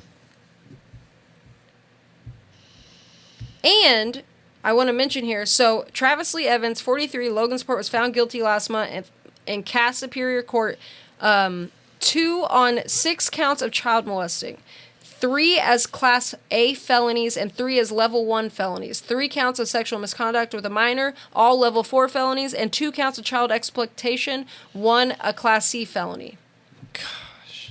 And look at this. So Evans was a Cass County Sheriff's Deputy for about 8 years before resigning in January 2017. He's also a former Royal Center Town Marshal. Now, so the victim makes a statement in court after he's convicted. The experience and then she says the experience has inspired her to pursue a career in law enforcement. She used the term superheroes to describe Grant County Sheriff's Detective Aaron Euler and Logansport Police Lieutenant A.J. Rosie. Both of whom were involved in the investigation that resulted in Evans' conviction. So I think the connection she's trying to make here, Rosie, is there a relation there? I have no clue. Did he get too close for comfort? Like, what she's trying to do in that video is make connections to why there could be a cover-up. Why is there a cover-up? Yeah. If there's, like, why are they lying like this? What can we gather from this? And she says a lot more in that video. I don't want to take everything, you know. I'm not going to just repeat everything she said. But I took some main points that I felt were important because I think that video is incredible. Yeah. I think she did a really good job sleuthing and making some connections. Yeah. And I think that you should go watch it. And I think that you should let us know what you think in the comments. Yeah. Like, do you think any of this could call to question their integrity at all? Because, yes, family members committing crimes does not make them not have integrity. Now, what would make them not have integrity is if they have a vendetta against somebody. It would be if they helped cover up that family member's crimes, or, you know what I mean? Yeah. I'm just trying to think what it could be. I just don't know. I don't know either. But it's a tidbit. Yeah. It's a little bit. It's a little bit to look deeper. Yeah. It is. It is. And it's also really interesting that McLeland's father was an arsonist, and we have the Flora fires. Yeah. And many fires and children who have passed away. And go check out her videos. Again, it was Unsolved Crimes Uncovered. Literally at Unsolved Crimes Uncovered. Yeah. And let her know Thought Riot sent you. And that's a wrap. Let us know what you think. Because I have more questions. I have a lot of questions now without answers. So. All right. So the last story for me for tonight is a spin-off story from the Fraternity. 4chan theory, right? So we presented part 2 last week, and we got a whole bunch of good responses, whole bunch of good reviews, comments, and it seemed like everyone loved it. Now, one of the things that we talked about in that video is we touched on where we believed the hate, the concern, the worry around fraternities, secret societies, the Masons all came from. And there was this one pinpointed event that it happened from, which really started everything. And as I was reading on this to talk about it, because so many people are interested in it, and it is a true crime case. It is a true crime case. I found out that it actually came from within, which makes me believe it and want to know even more. Because someone was in the end game and chose to step out and be like, whoa, this isn't right. This isn't right. So, who and what are we talking about? The Masonic Fraternal Order and fraternities that inspired the first third party in America and American politics. Public outcry over whistleblower William Morgan's disappearance gave rise to the anti-Masonic, anti-fraternal party, which nominated a candidate for president in 1832. We almost had a third party of politics because of this. Because of the concern, worry, and hate for fraternities. The Masons it is a fraternity. These are all fraternities. And we brought up last week the concern with fraternities and the concerning statistics around them and how they essentially own colleges. By money. By way of money. Yep. So, where this starts. Samuel D. Green came to Batavia, New York in the 1820s to open a tavern. All right. As he got to know the town, Green realized that both his deacon at his church and his doctor and a few friends were Freemasons. And soon enough, a friend invited him to join the fraternity, the secret fraternity of the Masons. So he joined. He was considered a self-made man. He was making good money, and the fraternities back then were all upper class people, all the rich people, and they used to have fraternity parades. So the clothing was a big deal back then, and a huge deal, because if you were lower classmen, then you were working in the mud, you were working in the dirt, you were doing the hard labor, and that was a certain type of clothing, okay? Yeah. When you were a maid person, when you were an upper class person, you were in the proper suit, top hat, white gloves, and you were as clean as can be because everyone did everything for you. So, these fraternities would create parades where all of them would walk with their heads up, their noses up, and their white gloves down the street, basically telling the rest of the town, look at me. Is that not strange? It is strange. I feel like that's super Somebody weird. needed to go throw tomatoes at him. Yeah. I can't even imagine being in that. Like, being in the parade or watching it. I would feel awkward there. Like, I'm just watching people who sat together and was like, let's make a parade together because we have money. I mean, wealth used to be... People used to look up to the wealthy. I mean, kind of like we look up to celebrities now. If you were wealthy, you were, like, of status. You were a celebrity. I get it. It's just weird. Being a socialite was such a thing, you know? It's just weird. Very weird. It is. So, Samuel D. Green, to give you a rundown of how it was that one of those self-made men, and he joined the Freemason Lodge of 433, and Freemason Lodge 433 changed the entire course of fraternities. Literally, the Masons are what created fraternities into what they are today with their rituals and everything, and it was this lodge specifically. Before this time, the Masons were just rich people. That is it. They were just upper class people. You had to have a certain status, a certain white glove life, and you were pretty much guaranteed in. But now enters the other. Thomas Smith Webb was a son of a mechanic. Webb was a bookbinder, and he rose through the ranks in the New England Society, establishing himself again as a self-made gentleman also.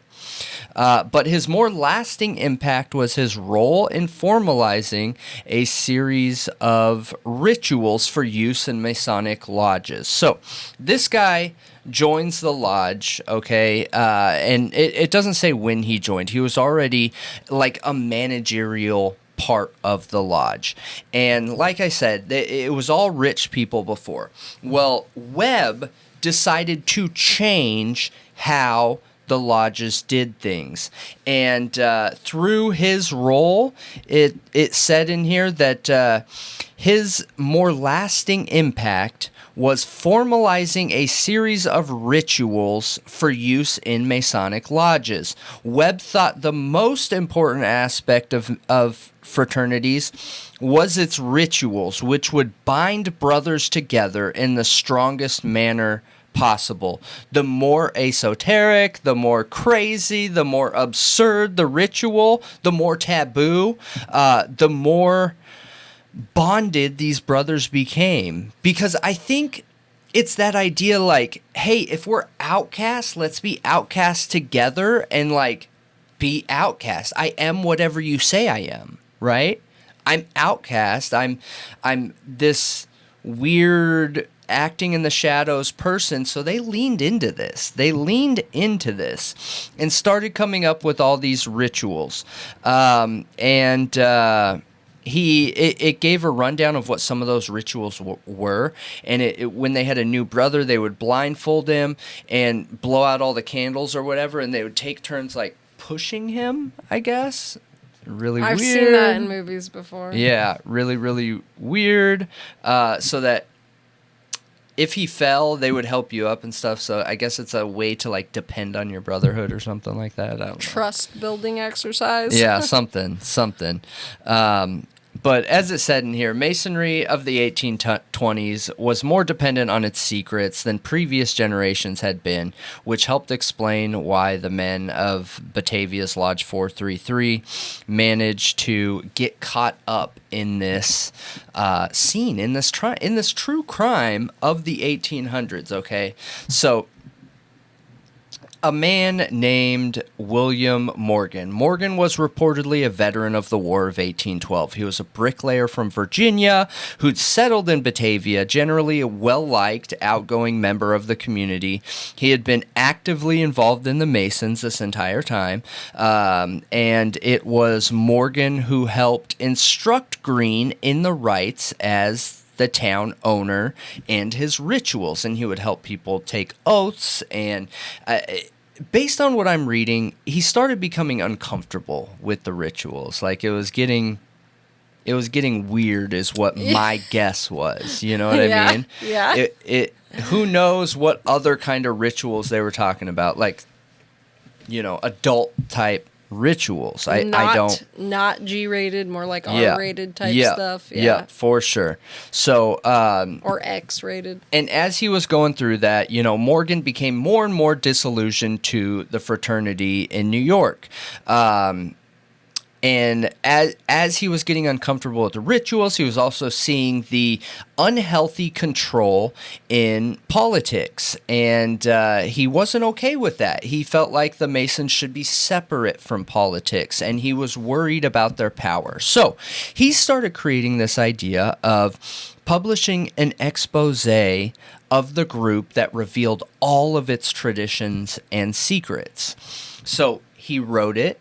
He was getting everything ready to go. He'd even lined up a publisher, this guy named David Miller, and was working on exposing the fraternities, specifically the Masons in this, secrets for the whole world to see. Now, Lodge 433, the ones who started creating these rituals, this weird type bonded brotherhood, vowed to never let that happen. So they get work up in a frenzy. They start trying to figure out, like, what are we going to do here? How are we going to make this stop?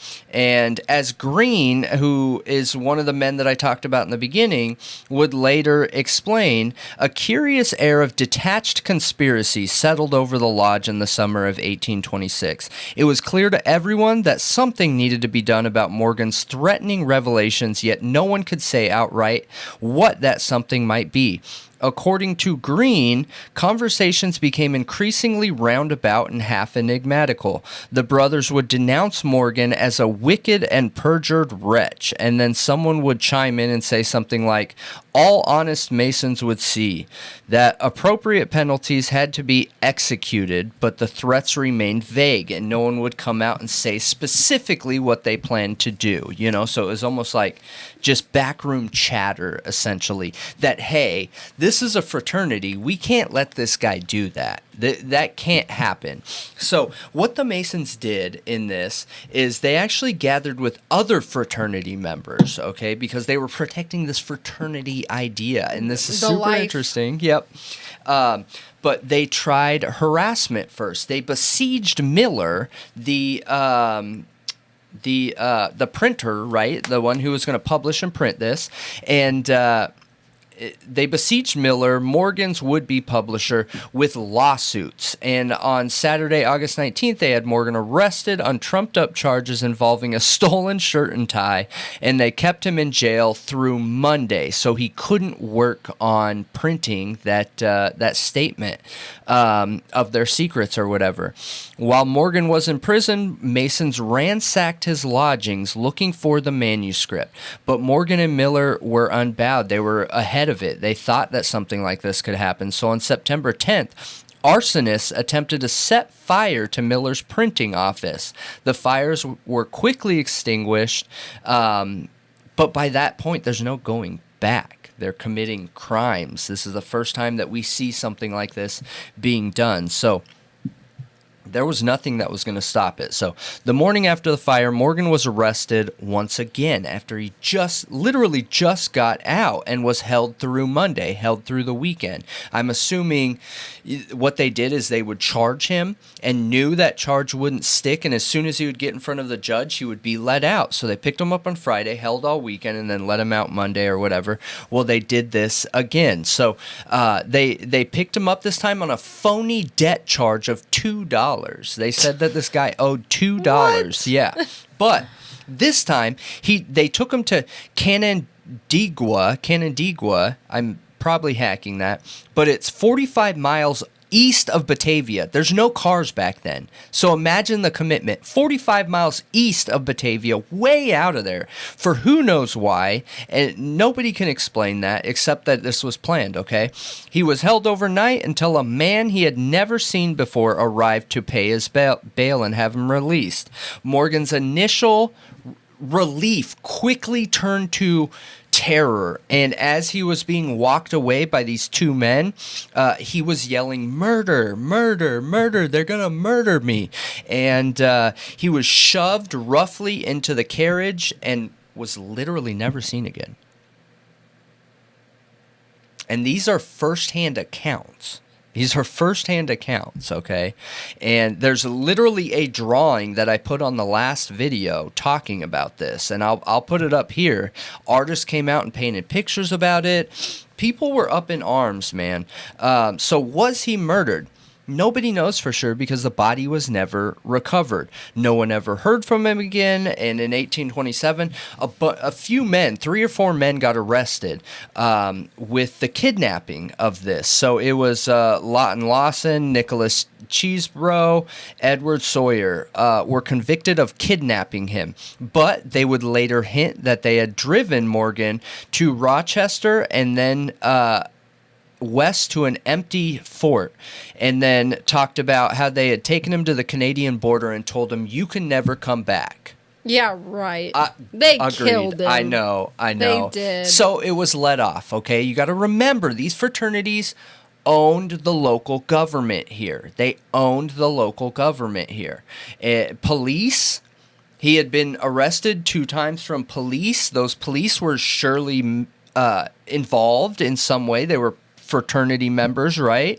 That's scary when you got the police as fraternity members. Police, lawyers, judges, politicians. There's literally nothing you can do. So the inner circle, though, with these firsthand accounts that were published way later, after all the dust had settled, and the third political party started being created, we're talking about that the inner circle of these fraternities said that they took him out on a boat, tied a rock to his leg, and the wind gracefully blew him off.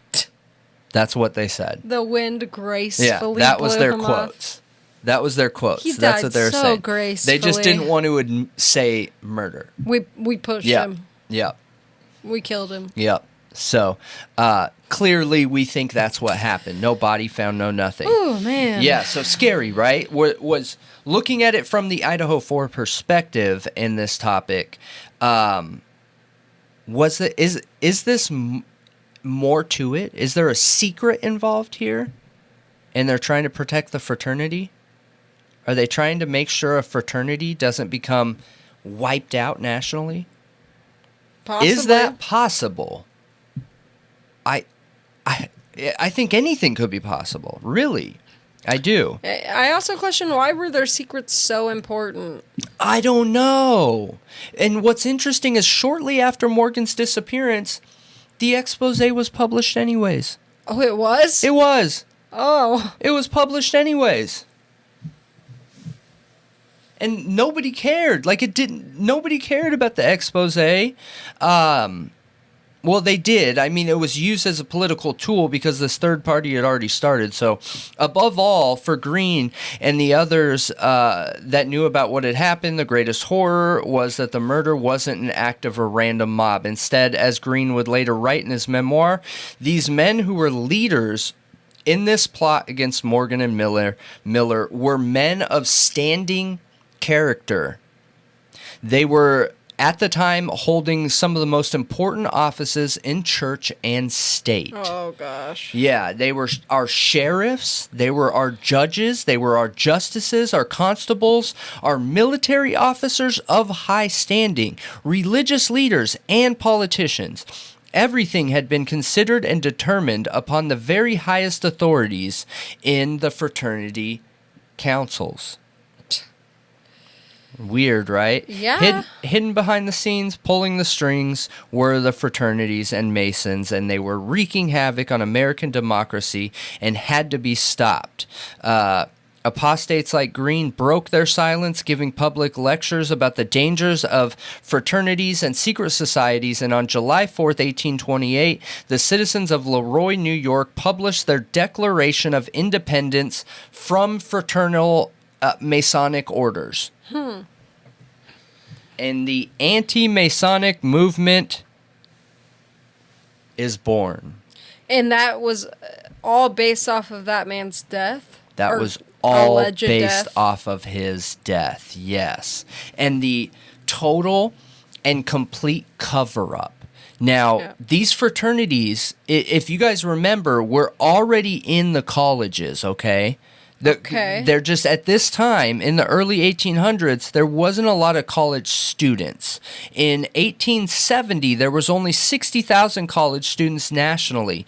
And then from 1870 to 1920, it went from 60,000 to 600,000. That was the big college boom. But these fraternities were already around. They were already here. They were already involved in everything.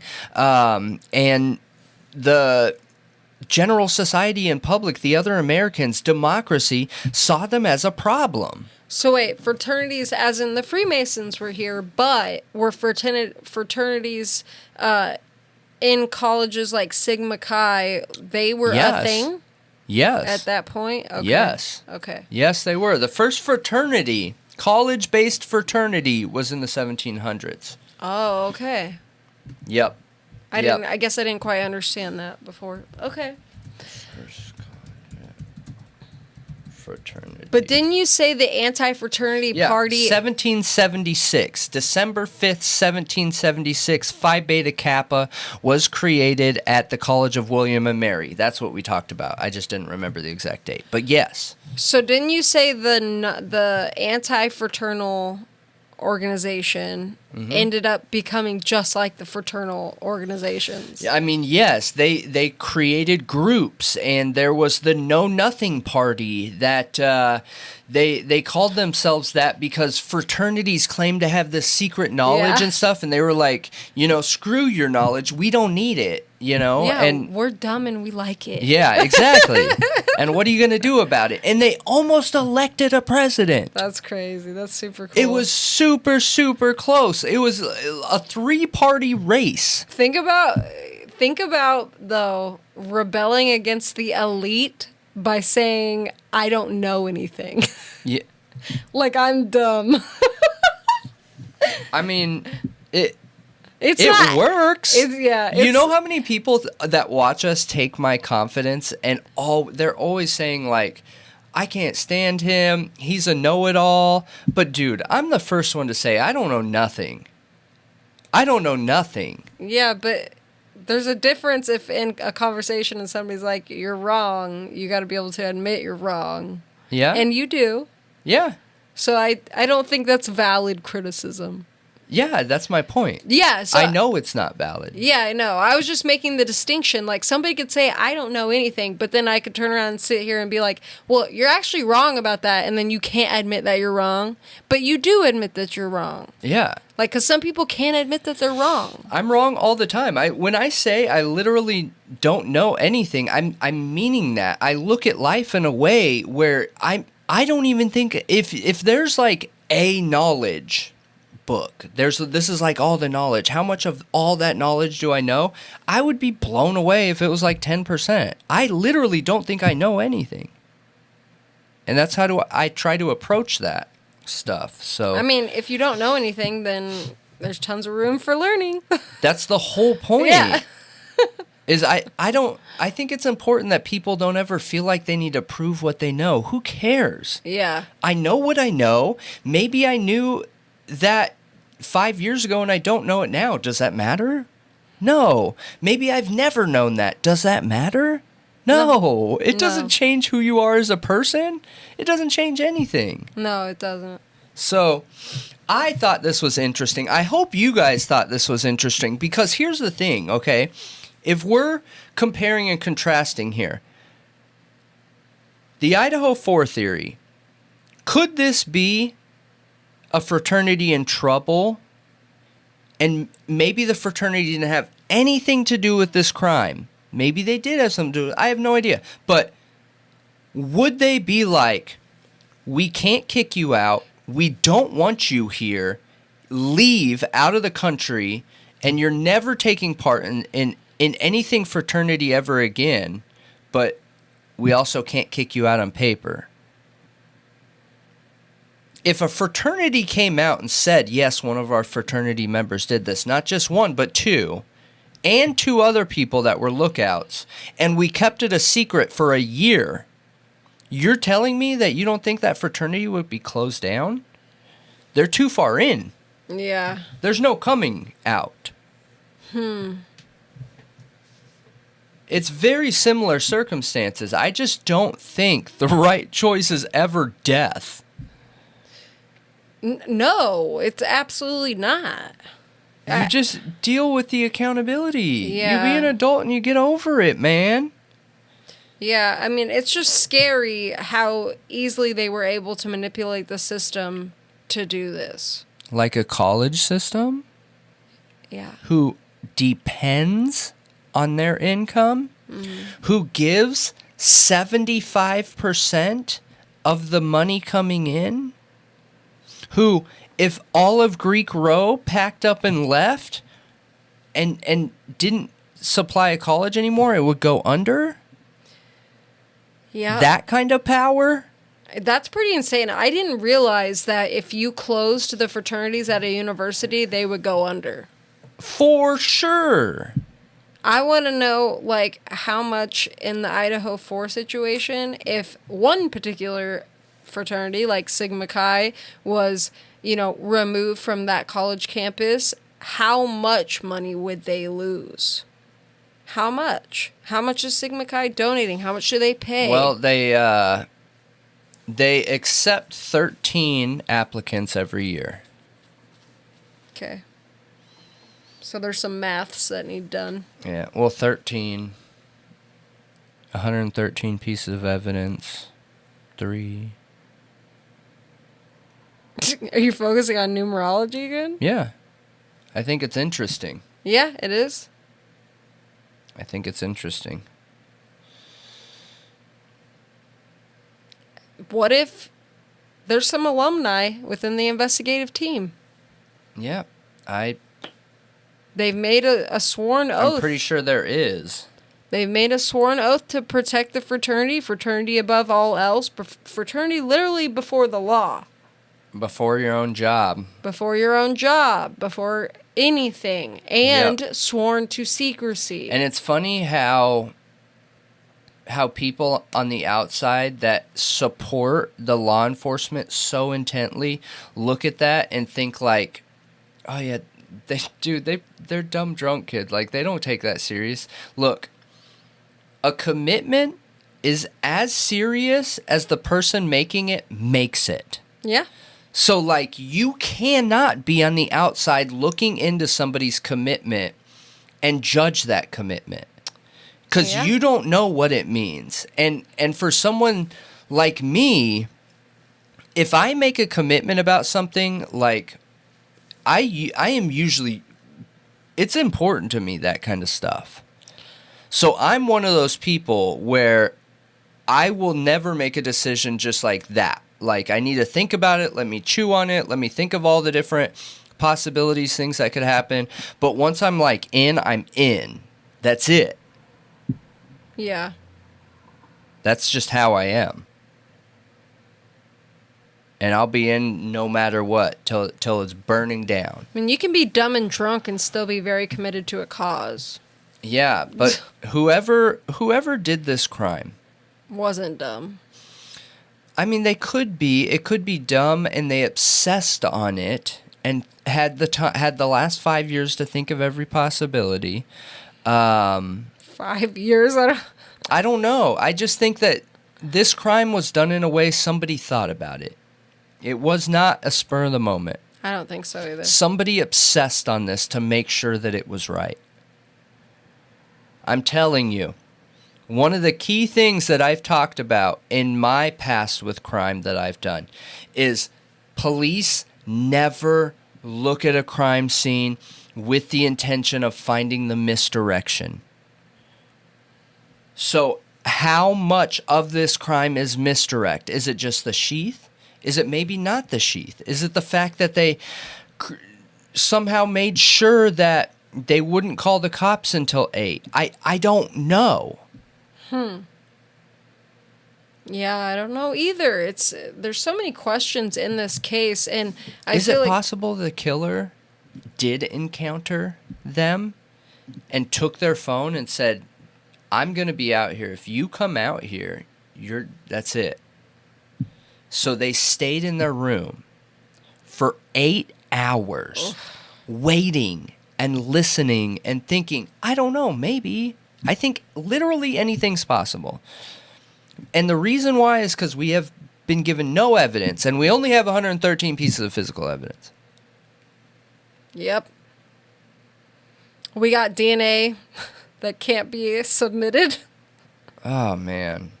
This case just doesn't make sense. But I'm curious how you guys feel about this story. Do you see the correlation here? Is this a story that is used in fraternities? Is this something brotherhoods talk about?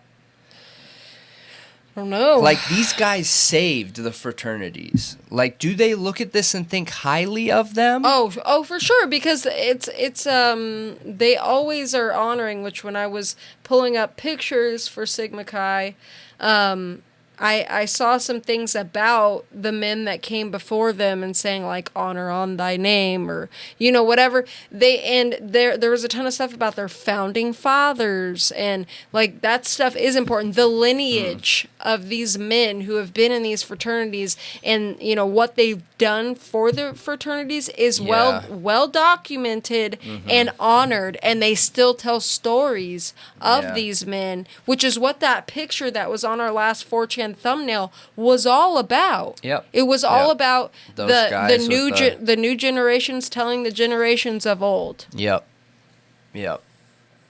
But let us know how you think about this, what you think about it. I found it super interesting. Yeah, it is because I'm not the type of person that I think that these fraternities have some kind of untapped knowledge that nobody else has. I really believe in science a lot, and I also believe in paranormal type stuff too, just because of experiences I've had, and I just believe that our science hasn't caught up to that yet. I think you can believe in both. I do. So, science is really important to me in these situations when we're talking about this, and yeah, I don't even remember where I was going with that, but let us know what you think. Yeah.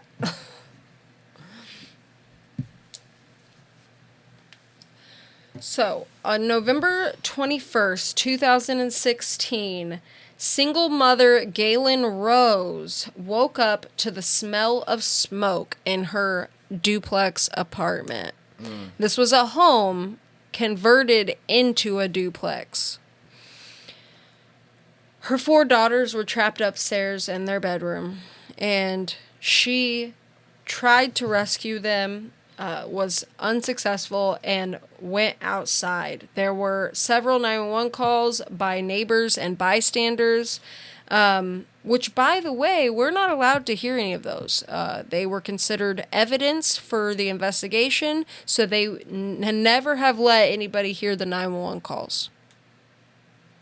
Weird. That's always weird when you can't hear a 911 call. Yeah, because it's probably just, you would think it's just people saying there's a fire. Like, hey, this house is on fire. Help. I saw a group of people running. Like, that seems like the most nonchalant, Yeah. It's strange. So, first to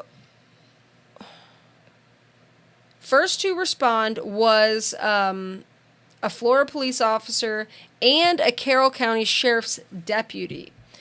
Both officers tried, and I watched the body cam footage for this, and they're like coughing and stuff, and it's, you hear the mom yelling and everything, and it's sad. Like, you hear them trying to get up those stairs, and they literally cannot. They cannot. They try to rescue the girls, and they can't. They just can't.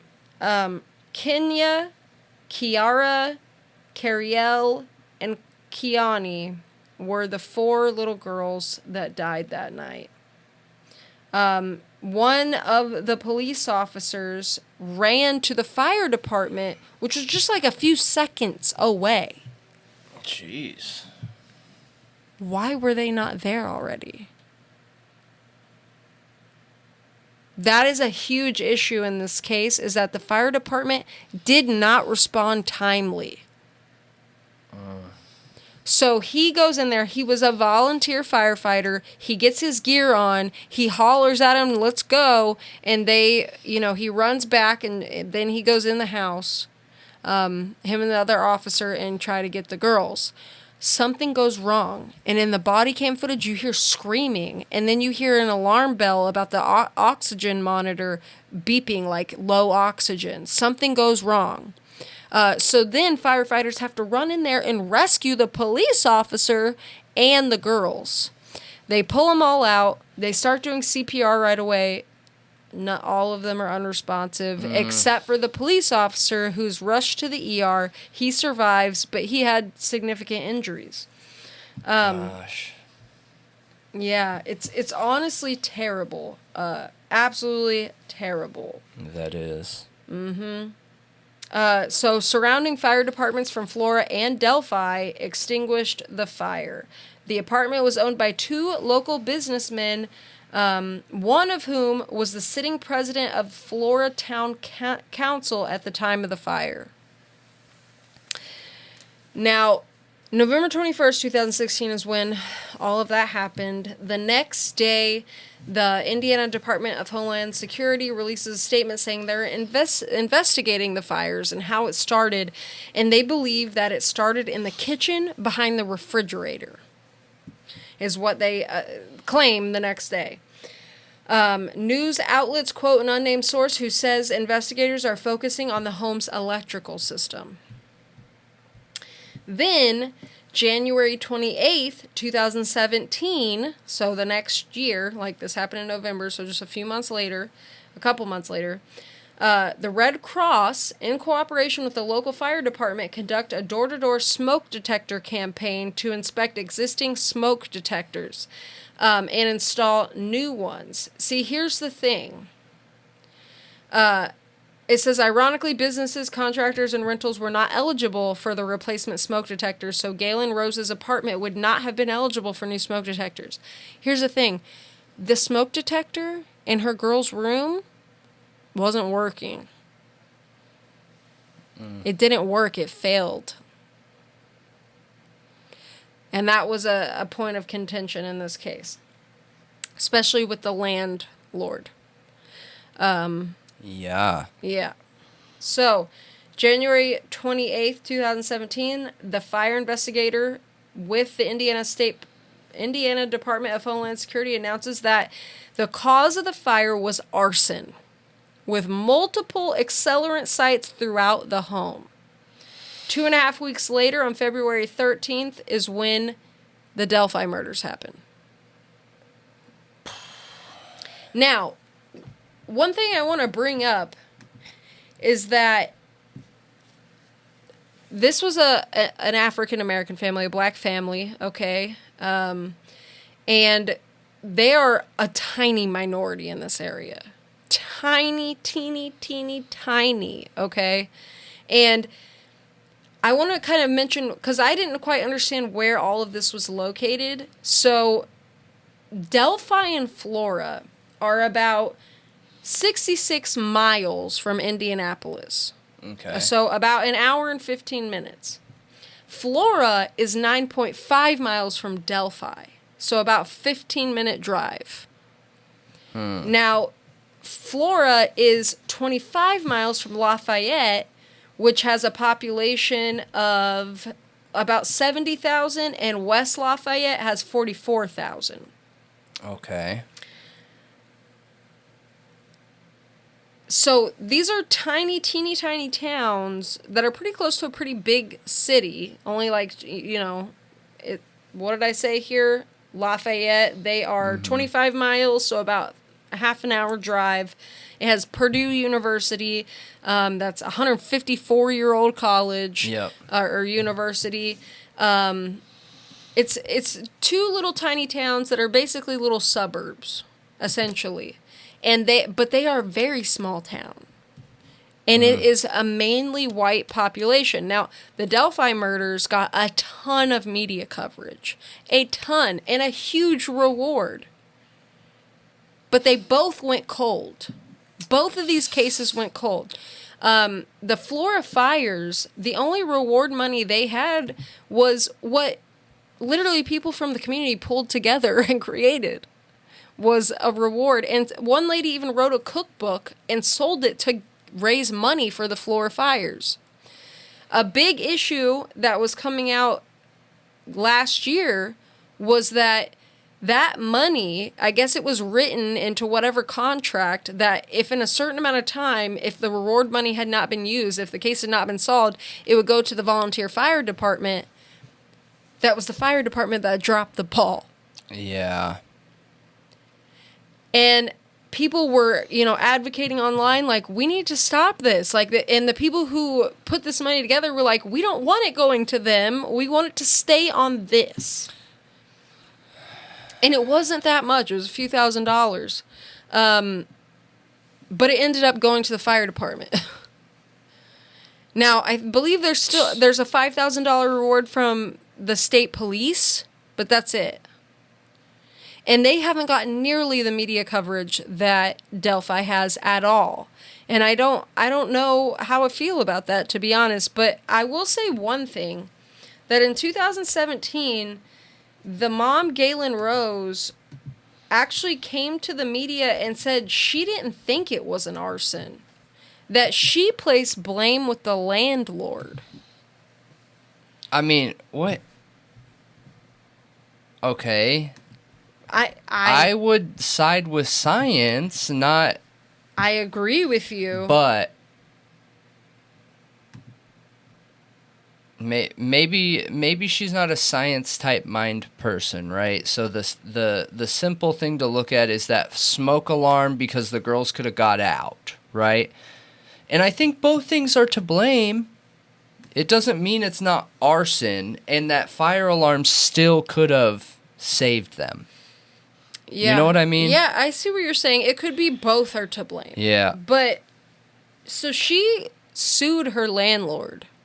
And I know that last year, there was some news coverage that went around saying, well, once this lawsuit gets to court, we might actually get some more details and answers on the investigation because it's been extremely tight-lipped. We don't know anything. We don't know anything, hardly. They won't even give us the 911 calls. Well, they settled, so we don't know anything still. Great. Yeah, they literally settled this September of this year. So, yeah, we don't... Everybody was looking forward to that. That was following this case. So there's literally just no information on this. Yeah. Nothing. The lawsuit claimed Zero. that Rose... Yep, nothing. The lawsuit claimed that Rose complained to the landlord about a lack of working smoke detectors, non-functioning electrical outlets, and non-locking doors in the home prior to the fire. Originally, the investigators said they found accelerants in several parts of the home, but that was later found not to be true. According to previous reports, Indiana State Police said at the time that it was discovered that accelerants were only found in one part of the home, showing where the fire began. How does that not prove it's arson? I don't know. A peer review of That's convenient that there's an accelerant where it starts. Duh. So that doesn't make any sense. Yeah. A peer review of the fire that was conducted by the Indianapolis Fire Department concluded that the fire was confirmed as an arson because the fire was determined to be intentionally set. ISP, Indiana State Police, were called to continue the investigation into the incident. And what you said about it not being an arson, that was ISP saying that. It was ISP saying it wasn't. It was They the aren't trained Indianapolis for that. Fire Department saying it absolutely was. So ISP cannot say that. They are not trained to make those decisions. I would trust the fire department before I would trust the freaking cops on what is causing a fire. Well, yeah, it's their job. The fire department is trained. Those fire investigators, this is their whole life job and everything. The cops have zero training. Yep. None. Yep. Zip. It is not part of their law enforcement curriculum. So February 8th to February 15th, 2017, an independent fire investigator sends numerous emails and voicemail messages to the pertinent investigative personnel to strongly refute the findings of the initial fire investigators, stating the findings were completely based on speculation, saying that this whole electrical fire makes no sense. That is them literally just speculating. There's no evidence for that. This sounds so like what? It's so shady. You're right. Why does this change so many times? Well, that was in 2017. So I jumped ahead to this year when we are looking back on all of it and the settlement was reached. Now we're going back to 2017 and what's going on in the timeline of this case. So after this, we see resignations. So the ISP detective originally assigned to the case on May 25th in 2017 assigned to the case accepts another position at ISP, and a new detective is assigned after conflict of interest questions arise. Conflict of interest? Mm-hmm. So the original detective had previously investigated the wife of the Indiana Department, I don't know why I keep putting state in there, of Homeland Security fire investigator who originally investigated the fire. She is also the mother of the Flora Fire Department chief who responded to the fire on charges of embezzlement for which she was convicted. Okay, what does that have to do with the crime? I don't understand all of it. That's why I'm saying we have to dig deeper into this, because what we're seeing here is a bunch of different layers of corruption and different people, and you're like, how do you even put this together? Yeah, because, well, the thing is, he is not held responsible for her crime. No. So why does that mean that his job wasn't done correct? So he investigated her, and she is the wife of the Indiana Department of Homeland Security fire investigator who originally investigated the fire. That's the person who said it was an electrical fire. But he investigated her, and her husband did the job. Like, her doesn't matter. Who cares if he investigated her? Does that matter? Because all the fire person is doing is determining if that fire was done or not, and then handed off the investigation to find out who started the fire with the police. Well, she's also the mother of the fire department chief who responded to the fire, which there was a delay. So I wonder, I don't understand how that's a conflict of interest. No, it makes them look bad. Those questions were risen. Okay. So there's a new detective assigned. A local investigative journalist meets in June 2017. A local journalist meets with the superintendent of Indiana State Police and the Carroll County prosecutor after receiving leaked copies of emails sent by the independent fire investigator. They got to the bottom of it. But anyway, May 18th, 2018, which is the next year after that, this is 2 years almost after the fire, the mother of the victims files a wrongful death lawsuit in federal court naming one of her landlords the father of her children, an appliance manufacturer. And it was just settled this year. I mean, the settlement is not a big deal. Settlements always take forever. I'm more worried about the criminal aspect of this. Yeah, there was never a suspect named. Not ever. Yeah, and to me it sounds like the fire department are making a determination of what something is, and the police keep coming back and saying, no, it's not. Yep, that is what's happening. It's so ridiculous. Mm-hmm. It is ridiculous. Absolutely. And it was, so, look, it's, the next day, it's undetermined, but they think it's electrical system, okay? January 28th of 2017, it's literally the state fire marshal who says it's an arson. That's the person who should be making that determination. That's why I'm just really confused why ISP is in there at all making a decision. That's not their job. Here, May 25th, the Homeland Security, okay, the fire is ruled intentional by Homeland Security and new ISP detective takes over the case. Okay, so we have two departments, and then we have a third, Indiana Fire Department, Indianapolis Fire Department, also says that it was arson. Those are 3 different agencies saying, yes, this is an arson. This is an intentional fire. Yeah. But somehow it's still getting argued that it's not. It's basically the police just saying, we're not going to investigate. June 23rd, 2017, Carroll County prosecutor asked investigators not to release information. June 26, 2017, a fire investigator with the Indiana State Fire Marshal's Office resigns after questions arise about the investigation. Then, January 1st, 2018 is when Nicholas McLeland takes post over the case. January 8th, 2018, Todd Trent is named the new fire chief in Flora. So, everything I've heard around this is that after things started getting questioned, multiple people started resigning, like the prosecutor, like the fire chief in Flora. Like, people start getting replaced. As they're getting questioned. Weird. Yeah. I mean, like I said, this needs to be a launch pad. Like, we need the basics of this crime down because I have never looked into it very hard. But I know a lot of people connect it to Delphi. And there's even rumors circulating that I think it was Libby was friends with one of the Flora girls. Yeah. And maybe they like went to school or played sports together or something like that. I heard that they were like friends. Yeah, friends. Mm-hmm. Yes, friends. I haven't found anything to confirm that yet.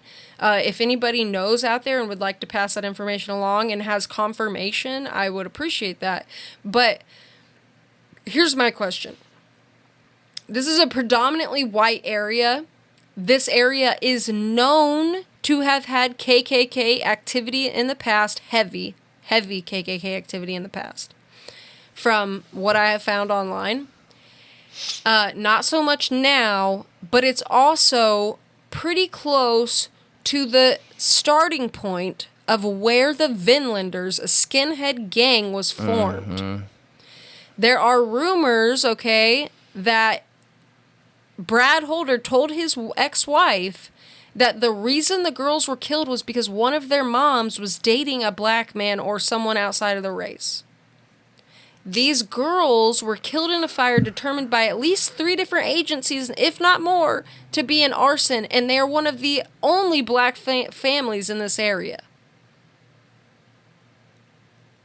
Yeah. Their case stinks. Something's wrong with it. Yeah, I agree with you. I agree. Their reward money was taken. The case is cold and almost nobody cares about it. Yeah, it's horrible. You know, what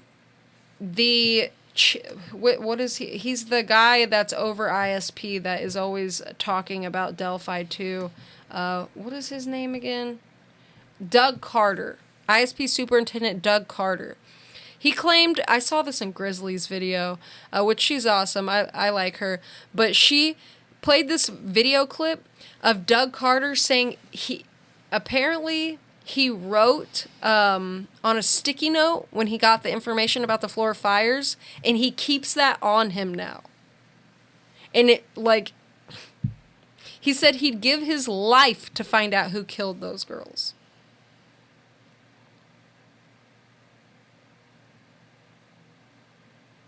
I thought the sticky note was weird. I gotta be honest.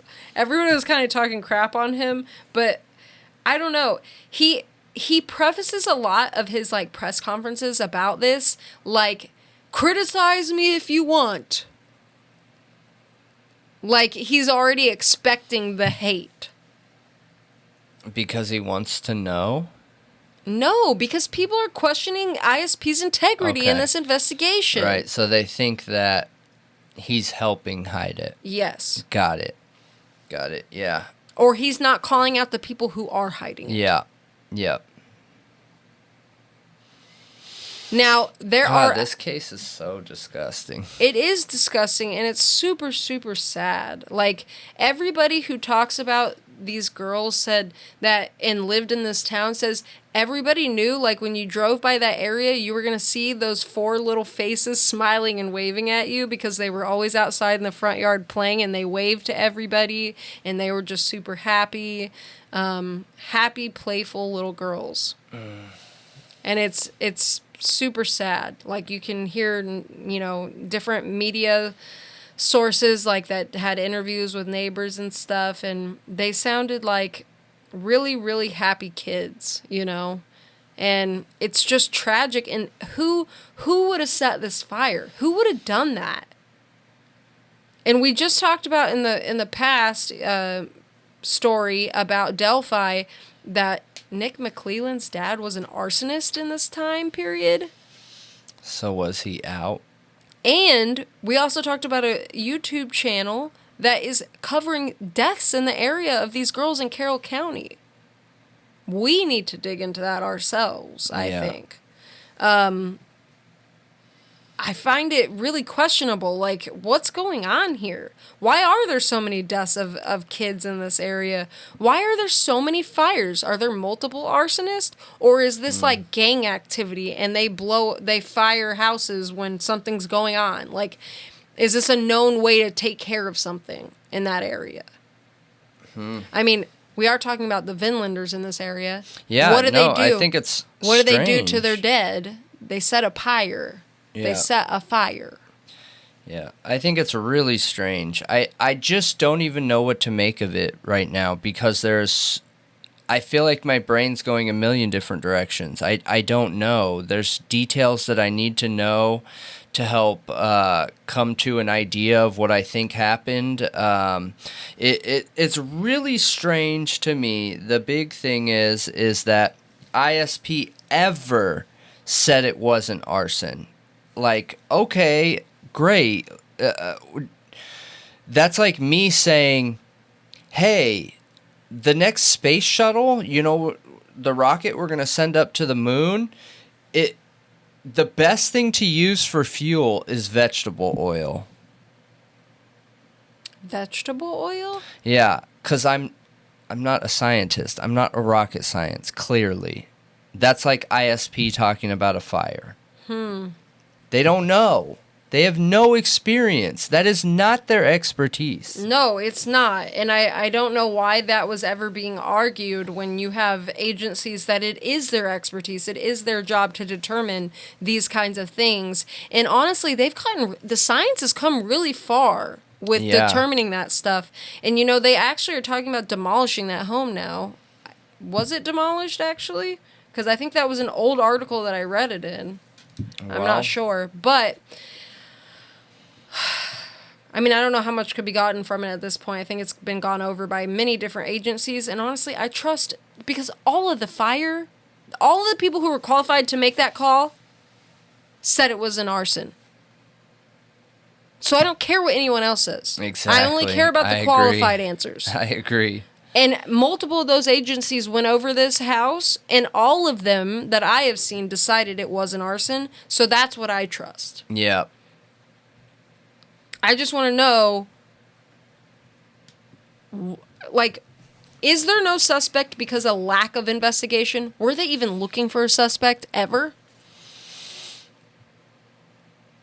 I'd love to know what their suspect list looked like. But if I had to guess, my guess is no, because every time they got to reclassify what kind of crime it was, they did.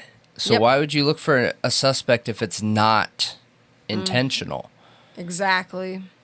You know? Yeah, but I found some documents on all of this that I'm going to be digging into. I'm going to be digging into those resignations more to try to understand that, see if there's any political stuff surrounding them, and the deaths in the area, and we're gonna follow up on it. Yeah, absolutely. But that is a wrap. Tell us what you think. If you have any information on the Flora fires, because I know that there are people who have been following it and digging into it, please send it my way. You know, our Discord, our email, you know, let's talk about it. Yep. Let's get into it. Mm-hmm. Yeah. But that's it. That's all I got. leave a comment. Any parting words? Not on this. I mean, No. I want to know more. The end of the podcast. Parting words. That's it. Yeah, no. We appreciate all of you for being here, and hopefully you found the secret in the podcast. Wait, there's secrets here among us? There is. Somewhere in the show, there is a secret. What happens if you find the secret? I don't know yet. I'm still figuring that out. I was going to say, I'm going to find it. We appreciate you all for being here, and make sure you do all the podcast things. That is something I forgot to say in the beginning, but make sure you hit that like button, hit that subscribe button, leave a comment. Doing those free things really mean a lot for growth, and that growth is what's going to eventually get us to full-time to be able to make more content for you and with you. And you know, who knows? Maybe it'll turn into 2 live shows a day. I don't know. Shorter ones, you know. But we'll reconfigure our schedule once we get to that point. But make sure you leave a comment, hit that like button, and let us know if you enjoyed the show. If you are on a podcast platform, please leave a review. That also helps out a lot. And if you would like to come join the Thought Riot Talk Show, the live stream, it is 9 p.m. to 11 p.m. Central Standard Time, Sunday, Monday, Wednesday, and Thursday. And if you are not watching the Thought Riot Talk or the True Crime Talk Show, then you're not getting the whole story. Because we take everything we talk about here and we bring it there, plus new things. And we dig deeper. So, yes, it's worth it. It is. Be there. Or be uninformed. Yes. But we appreciate all of you listening this far, being here with us, supporting us. And have a great day or night wherever you are. Stay safe. Yes, we'll see you later. Bye. Banana.